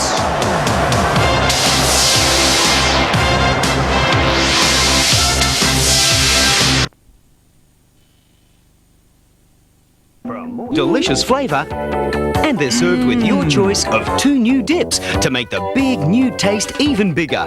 KFC's new chunky seasoned potato wedges, only from Today's KFC. I like it like that. One of the most loving acts you could do is pre-arrange your funeral, saving, at a very emotional time, considerable stress on those dear to you. Let Val Samuelson and Graham Hornibrook of Funeral Services of Wagga Wagga assist you with this very personal arrangement. Hi, I'm Pat Reardon. Creative Tours and Reardon's Travel offer you a very special holiday, the Kuta Jawa Cottage Resort in Bali. Enjoy this exciting land for only $11.29 per person, twin share including airfares, or for just $1 more, you'll receive 7 extra nights accommodation. Hurry, there are limited departure dates for this fantastic holiday offer. Bali, paradise on earth. Contact Reardon's Travel Network, 162 Baylor Street in Wagga, and Michael at 192 Hoskin Street in Temora. Support your local traders, keep your money in this town. It's furniture, from coffee tables to bedroom suites, wall units to dining suites. Beautifully finished, solid in structure, quality workmanship. Available now from Furniture Bazaar in Edward Street, where the only thing truly bizarre are the prices. Guess who's discovered seafood? That's what you're eating. The taste is tops. It's gotta be seafood from the right spot, from the Golden Mermaid Seafood Shop. Seafood, yeah, that's the tops. Seafood from the Golden Mermaid Seafood Shop. A building for a comprehensive range of bricks and pavers, including straight edge, tumbled, rock face, green tumbled and double face bricks. Visit Griffith Bricks and Pavers Wagga Display Centre. What's more, you're dealing with a local company. Griffith Bricks and Pavers, Riverina Crane and Towing Premises, Morong Street, Wagga. Support your local business. A shock. I have to leave Summer Bay tomorrow. How will Sam take the news? Then a suggestion. What do you think about us moving in together? And desperate tactics. Suppose you'll be thinking of going home now. Will Morag take the hint in Home and Away, Monday at 7 on Prime? Well, the Crows led by 7 points at quarter time. Carlton came back, held them goalless in the second term, led by 10 points at the half, 9 at three-quarter time, and finally running out winners by 18 points. Craig Bradley outstanding this afternoon, finished with 5 goals for the Blues. Kernahan got 3, 2 to Heber, and singles to McKay, Gleeson and Madden. And for the Crows, 2 apiece to Tasker, Modra and Wigney, and singles to Liptak and Wren. It certainly was a low-scoring affair early, a tough game as well, and I guess more polished Carlton in the end, Bernie. Yes, especially that second half, Dennis, where they kicked 9 goals 1 to something like 6 goals 11. Although a lot of those behinds were rush behinds, with the Carlton defence doing particularly well. As I said at the start of the game, I really did like their matchup with Silvani on Modra. I knew he was in for a tough afternoon, and also Hannah with his strength, mobility and pace at half-back doing the job on Nigel Smart. And I think that's where really Carlton did their planning very well coming into this match. And also across half-back, I thought Michael Sexton did a good job. He got right on top of Stuart Wigney. Wigney kicked 2 goals early when he was in the forward pocket on Ange Christou, but then went right out of the game when he went across that half-forward line. As we have a look at some of the highlights from the last quarter, Steve Kernahan was terrific, I thought, Drew, all afternoon. I just wonder whether Graham Corn's a little bit inflexible. Once Smart was kept so quiet, wasn't he worth a switch back into defence? I know that Kernahan only kicked 3 and he didn't actually kick them out of the game, but that was the margin, 3 goals. Yes, I don't know whether... See, I really think you're stuck with Modra. I think he's a full forward only. I don't think he's a centre-half forward. So with Modra and Smart out of business, I don't know what you can do with him, because I don't think you can bring Modra out to centre-half forward, as I said. But Smart really did have a quiet afternoon. They got nothing out of their 2 key forward position players, did they, Adelaide? Yeah, and we talk of the reliance of Carlton on Kernahan, but he doesn't dominate their goal kicking like Modra does the Crows. No, the second leading goal kicker for Adelaide's about 100 behind Modra. Yeah, that's true. Very true. But really, they didn't get a lot out of any of their forward line. Wigney, as I said, kicked those 2 goals early. Bone did nothing, really. He has to look at his fitness, Randall Bone, because he really is lacking mobility. He's a big boy, but he's got a lot of puppy fat on at the moment. And if he wants to play at this league level, AFL level, he really needs to give him a chance with his fitness. And there's no doubt it was a defensive game. Is that the way we're going? The Eagles won a premiership last year by playing defensively, and these 2 teams certainly went at it defensively today until Bradley broke away in the 3rd quarter. But, well, I suppose really these days a winning score is going to be 70 or 80. Well, it certainly is the way it goes in the finals, because finals football is so much tighter and so much harder to break free and kick those easy goals than in the home and away season when you see the matchups, because they worry about the matchups so much more coming into the finals. And they realised, Carlton realised Adelaide's danger players, and they covered them very nicely. Have a look at the match stats. Carlton won in the kicks, ended up behind in the hand passes. Adelaide, one of the highest handballing sides in the competition. Marks well in favour of Carlton. They did terrific there. Justin Madden took quite a few good marks, ended up with something like 11 for the match. And centre breaks, look at that, 17-7. So really, you'd think with a side getting 17 centre breaks to 7, an advantage of 10, that Adelaide would have been a lot closer, and probably looking at that, probably would have won the game, but not to be. Time to look ahead now. Tomorrow, it's first semi-final day. Essendon against the West Coast Eagles at the MCG. Check your local guides. Just who will play the Adelaide Crows next Saturday at the Melbourne Cricket Ground? One of those sides making their final appearance for the season in tomorrow's first semi-final. Time right now for Plays of the Month, and the month is August. Oh, there's a pig on the ground. There is a pig at full forward. That looks like a large white landrace cross. And an expert in the field, it's a good thing you're here. To an expert in another field, the king of boot in mouth, Peter, I was a pop star, McKenna. Now I reckon, I'll make a comment here, he's the best kick of a football in AFL. Now you watch this. Oh! I will never, ever wrap another bloke up. He is still, I maintain, but oh boy, they let you down. I wonder if Pete also put the moz on Tony Francis. To the clash of August, and Big Jim Steins and Randall Bone were a little worse for wear after this nasty collision. Speaking of clashes, let's get Graham Wrighty to separate these 2. Hang about, Wrighty, not the umpire. He's just drifting into the right pocket now and dash back the full forward. That was exciting. Something just as exciting were the marks of August, and Gavin Wanganeen's grab was a beauty. While up at the SCG, Alistair Lynch's screamer was just as spectacular. But never one to be upstaged, Doc Wilder decided to thrill the crowd by swan diving over the fence. Degree of difficulty, Doc, 2.6. While against Hawthorn, Kenny Hinkley thought they were coming from everywhere. But Kenny, they weren't. Meanwhile, back at the SCG... It's great to see both clubs working together on this issue. This is extraordinary. Yes, almost as extraordinary as this classic McKenna comment. And look at that cheer squad. There's some good sorts there, Bernie. Gee, you need glasses. Oh, yeah, you need glasses, Macca. To the yuppie of the month, and who else would be on a mobile phone just seconds after the final siren but Andrew Jarman. Looking for finals odds, Jars? While the nice guy of August was the Swans trainer who kindly offered North skipper Wayne Carey a drink. Now that's what I call teamwork. But there is absolutely no doubt as to who the hero of August was. Fine tackle. What a magnificent tackle. That's Darren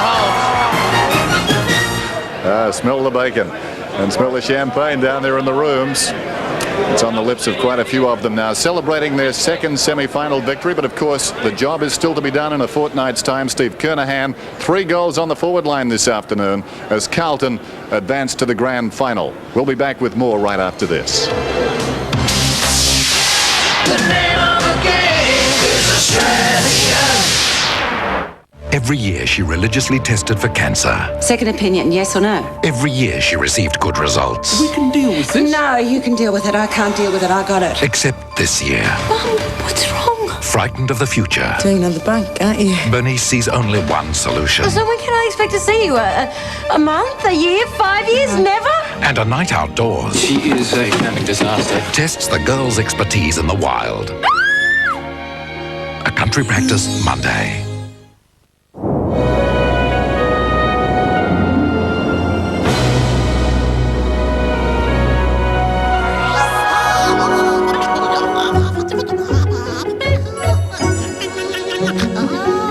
When you're away from home, you can't go past Arnott's great new snack range because these delicious new snack-sized bars and packs are extra terrific! Look out for Arnott's new Scout Bar, the goodness of fruit smothered with indulgent milk chocolate. Well, for getting rid of that everyday dirt and grime, Omo, you can't beat it. Omo can beat it, actually. You can't out-Omo Omo, can you?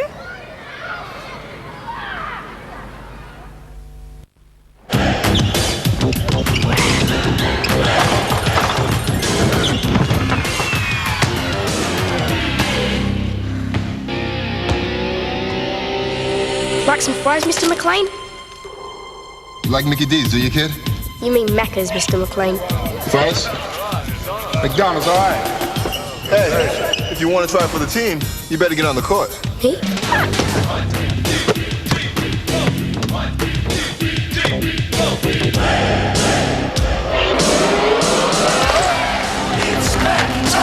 Hey, big guy. With this breaking to go down to Mickey D's, think you can handle another? Wow, thanks, Mr. McLean. But you gotta call them Macca's. I wasn't going to tell my friends I don't feel like riding because I'm constipated. They'd say, take a pill, take a laxative and hope it doesn't hit me real sudden. Then one simple idea gave me my freedom. Daily fibre therapy with Metamucil. Metamucil is fibre, natural soluble fibre, not a harsh chemical laxative. It's a way to give my body the extra fibre it needs every day to get regular and stay regular. Metamucil every day, the natural way to stay regular. Hi and welcome along to Prime's Community Billboard for this Saturday. The Wagga Country Music Club presents Unplugged, to be held at the Wagga Wagga Commercial Club tomorrow from 3 p.m. Come along to this excellent afternoon of acoustic country music. Admission is free. And now screening at the Plaza Twin Cinema Wagga Wagga, Steven Spielberg's Jurassic Park, Sleepless in Seattle and The Fugitive. For session times, telephone 217-378. That's all we have for you today in our Prime Community Billboard. If you'd like some more information about our advertising rates, you can contact us here during office hours. Our phone number is 069 211 222. Cheers for now. Sunday, one of Dr. Harry's best shows yet. I wonder if they'd mind if I joined in. The Singing Dogs, the ultimate in pet pampering. What sort of a hotel are you running here? Plus a bunch of dinky-die Aussies and much more in Talk to the Animals. Sunday on Prime. And welcome back to Waverley. Carlton winners by 18 points. Greg Williams, one of their stars this afternoon with a lot of possessions, but I guess the man who really did it for them, we showed you Williams' stat track at half-time, was Craig Bradley. He finished with 5 goals, and this was his work rate in the final term. Yes, he did. He really worked hard in that second half of the match, Craig Bradley, especially with his running. And the skill when he gets the ball also, Craig Bradley, because he kicked 3 goals straight in the third quarter, 2 goals straight in the last quarter. He ended up with 5 goals straight for the match. And you consider that Carlton kicked 9-1 in the second half. to Adelaide 6-11, and that's really made a lot of difference in the end with the margin only 3 goals. Ross Glendinning is down in the Carlton rooms, and with him is Mike Fitzpatrick. Ross? Yes, thanks, Dennis. Mike, terrific effort. I thought it was a very even team performance. Yeah, it was a very even performance. I thought we were a bit lucky to get out of it. The third quarter, Adelaide dominated the game. Got all the balls out of the middle, but couldn't kick straight. The last quarter, we ran all over them. The half-back line, Fitzy, I thought was very strong. McKay, Hannah, I thought they not only did they beat their opponents, but they used the ball well. Yeah, no, half-back line, I thought probably kept us in the game, particularly in the third quarter. And the use on the way out, and then Ange Christo's running out, I think, also complemented Hannah's running, and they're a dominant force of the game. Yeah, what a great time for Steve Silvani to play such a great game at fullback. Yep. Well, he's really done it for us about the last 3 or 4 weeks. He's dominated some of the best full forwards in the competition. They've only scored 1 or 2 goals. Go back a few weeks, Rocker got 1 handball, so it's outstanding. He's just playing great football at the moment. And Craig Bradley's third quarter particularly, Fitzy, I mean, he really gave you a spark, didn't he? And to kick goals as well was fantastic. He did. We had a lot of trouble with the tags early on, where we didn't particularly like the matchups. And as the game went on, we managed to resolve that. Bradley's got free in the third quarter, kicked those 2 into the wind, and they were probably deciding goals when you added it up. And I think the other good thing too, Fitzy, is perhaps not such a great reliance on Kerners today. No. Even contribution around the forward line. No, I agree with that. Much more even, and I think really it was a win which reflected endeavour more than anything else. I think so. I think David Parkin mentioned before you've worked so very hard to get this far. Do you have a preference, Fitzy, who you might like to play? No, I think we'll take whoever comes up. Yeah, I think we'll be happy with that. Yeah. Well, thanks for your time and good luck, Mike. All right, Ross. Okay, thank you. Thanks, Mike. Let's take a look at the statistics of some of the Carlton players. Well, Craig Bradley, the most outstanding stat for him is the 5 goals, but 19 kicks with 18 handballs. Great game. Yeah, terrific game. Christo also in that back line, 17 and 5. Peaver ended up with 14 and 7. He was very good. And Greg Williams always effective. He's ended up with something like 30 possessions again. Going down the list, Justin Madden with 11 marks and 27 hitouts. A great game by Justin, up against a quality opponent in Sean Wren. And Steve Silvani, as we spoke about earlier, played a great game at full-back. And Steve Kernahan, just the 6 kicks for 3 goals. And the second page of Carlton players. Well, Athorn, he got a few possessions. He got 14 possessions there, but mostly he was just shouldering his opponent out of the way. I suppose he did quell him a little bit, but... it was good nuisance value, I suppose, wasn't he, Mark Athorn? Mill Hanna, I thought, played a fantastic game on Nigel Smart. His stats don't really show that with 8 kicks and 7 hand passes, 4 marks, but he didn't give Nigel Smart a sniff.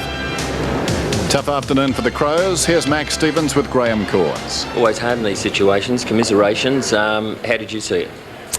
Well, it was a good effort by a lot of the individuals out there who really did battle.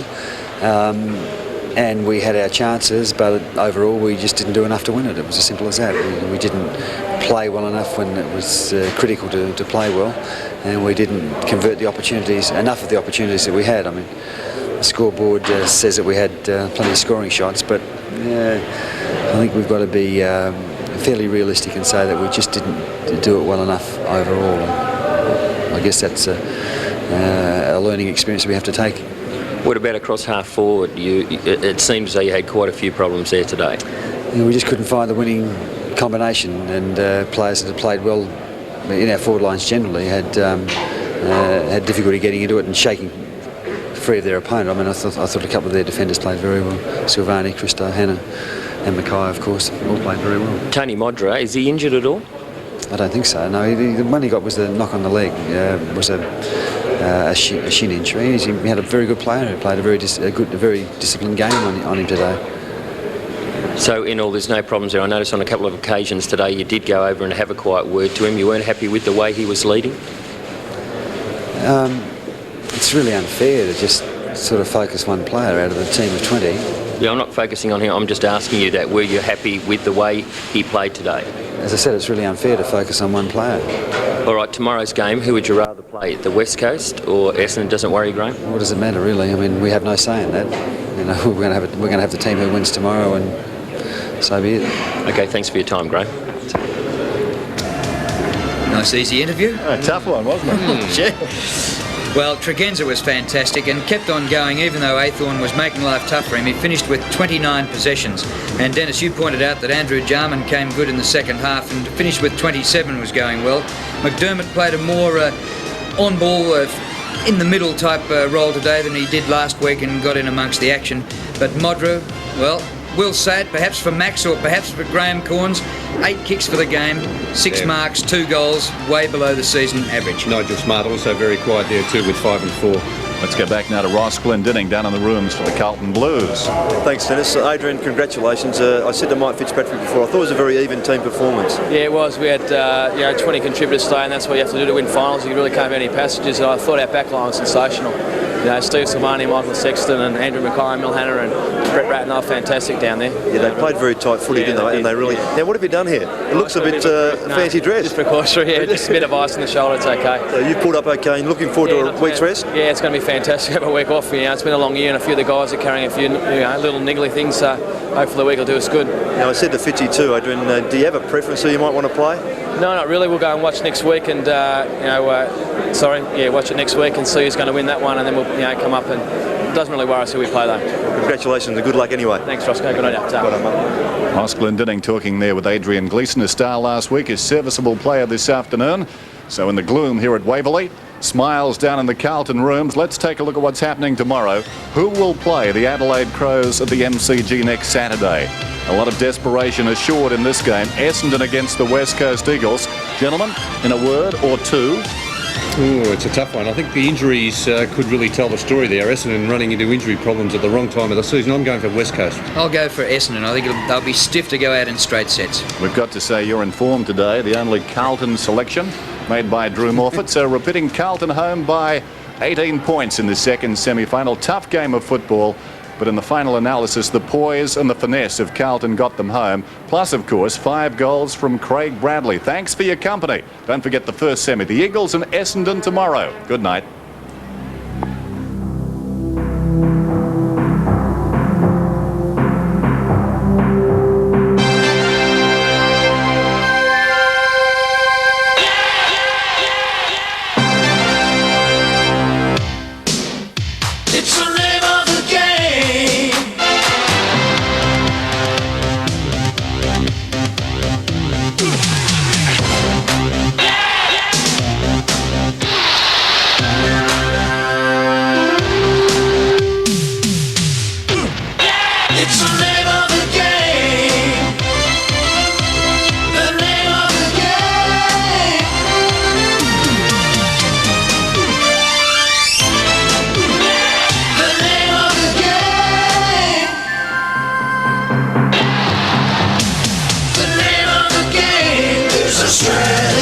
This has been a 7 Sport presentation. This program was proudly brought to you by Telecom Australia.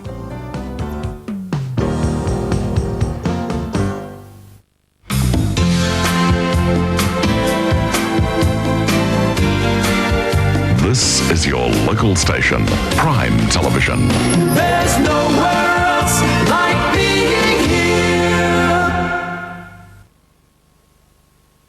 Rex Hunt's Fishing World is proudly brought to you by the new Nissan.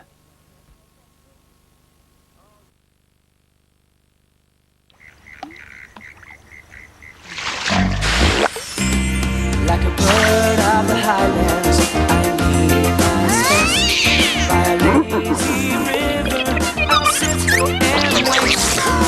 Open skies, just call my name. Heaven knows I'll be back again. Give me that country life, easy living. Feeling like a bird flying. Just wanna do some fishing and watch the sun go down. Come spend some time with me. Look at that little character, Rex, to be a dag. It's a pity they can't all win, you know, isn't it? It is, and that's what fishing's all about, folks, isn't it? The response to the Nissan Catch of the Week photo competition has been absolutely magnificent. We'd like to send you all to Brampton Island. But I thought, seeing that our competition is drawing to a close, we had to go to the island itself and check out some of the magnificent facilities. And above all, if the bearded burbler went up there, he had to check out the local pier and the local reefs. We had a great time on Brampton Island. Just 32 k's northeast of Mackay in the spectacular Whitsundays is Brampton Island. The island offers the perfect climate and setting for any holiday. Its guests are well catered for, with pristine beaches, beautiful scenery and amenities second to none. You can just soak up the sun or join in any of the activities offered by the island's friendly staff. As Brampton is surrounded by some of the cleanest waters you'll ever come across, water sports are very popular. And if you just happen to like fishing, you won't be disappointed. Touch, John. Just off the bottom. Come away from there. Oh, pretty fish. Yeah, very lovely. Look at that trevally after him. Oh, look at the trevally after him, yeah. Yeah. Beautiful fish. What a pretty fish. Now that... What is that, John? Come over here. It's an angel puller, Rex. An angel puller. That's what I thought you said. That is just as if someone has put a biro or a texture over the top of it. Very pretty fish and indeed. Isn't that a pretty fish? Is that edible, that fish? No, I don't think so. I mean, if you were starving hungry, I suppose you'd eat it. But for sure. But well, I'll get that hook out just like that and gently beautiful release. Fish. I'll give her a kiss anyhow. Back to folks, John, that's the secret, isn't it? When you're on the structure, folks, that's it there. The pier, the pylon. Yeah. John, what are we likely to catch here at Brampton Island Pier today? Well, along the pier here we have a lot of trevally, a lot of schools of trevally that hang under the jetty. You have your big pelagics like your mackerel, your Spanish mackerel, your doggy mackerel, spotty mackerel, the odd sweet lip, the odd coral trout, any manner of reef fish, But like I say, on your day you can go home with quite a good feed. Well, I got the little rod out, mate. I couldn't help myself. You knew that. We've got the big artillery. Yeah. The tide's just about on the change, and this could be the start of it, folks. Yeah. And in a moment, I'll show you a little trick of mine when you come onto the pier, and it involves bait. I'll go down and set it up, and I'll see you in a minute. Let's go. Pretty little fish, a little puller, eh? I've never caught a puller before. There you go. But I know a bloke that has, and that's me, fellas. How about that? The thing about bait, I think we all make too many mistakes in relation to bait by putting a whole pilchard on the line. And a little fish like the puller we just caught, or trevally, or mackerel, or something like that, it just takes too much time. What I do is I have a rule. A small hook and a small bait can catch a small fish and a big fish. However, a big bait like the pilchard or a whole bottle squid can only catch the big fish. So what I do is I cut pieces off. Now this squid here, I can just cut a little bit off there like that, and instead of using a big hook like that Daiichi big snapper hook and putting the whole squid on, I use a tiny little hook like that, and you can thread it on there and you've got yourself a lovely little bait. Now, here's another trick. A lot of us like to cut the pilchard in half and use that, and that's very, very good. However, what I prefer to do then, being very careful with the knife, is run the knife down along the backbone and make a fillet. Make a fillet of the pilchard. Now, this is a nice soft bait and it's easy to put on. You just thread it through the skin one side, through the flesh the other, through the skin the other, through the flesh the other, and yibbity-yibbita, that is all as far as I'm concerned. So small baits, as against big baits, worth a try when you're on the pier, folks. Because pier fishing, well, you know me, I started off when I had hair and not much of a belly, 7 years of age, on the Mentone Pier. Now I'm 86, I'm on the Brampton Island Pier. Thank you very much.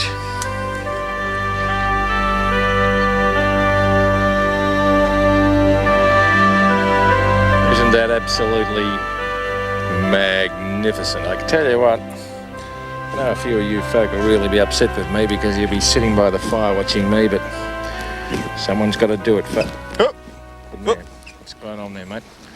What do you got on? Looks like a pretty fish. What a pretty fish! Look at this. Straight out of the aquarium. Beautiful. Straight. And what sort of a fish is that, John? Angelfish threadfin. Angelfish threadfin. Isn't that just absolutely fantastic? Amazing colours. And up here, John, you never know what you're going to catch. No, never do. You never ever. Do you ever tire of it? No, hardly, mate. You don't? Hardly. Hardly. What do you do on your day off? Oh, usually down here or somewhere on the island having a fish. Isn't that just beautiful? Yeah. And snorkelling should be good fun around here. Beautiful snorkelling. Yeah. I'll take you snorkelling, actually.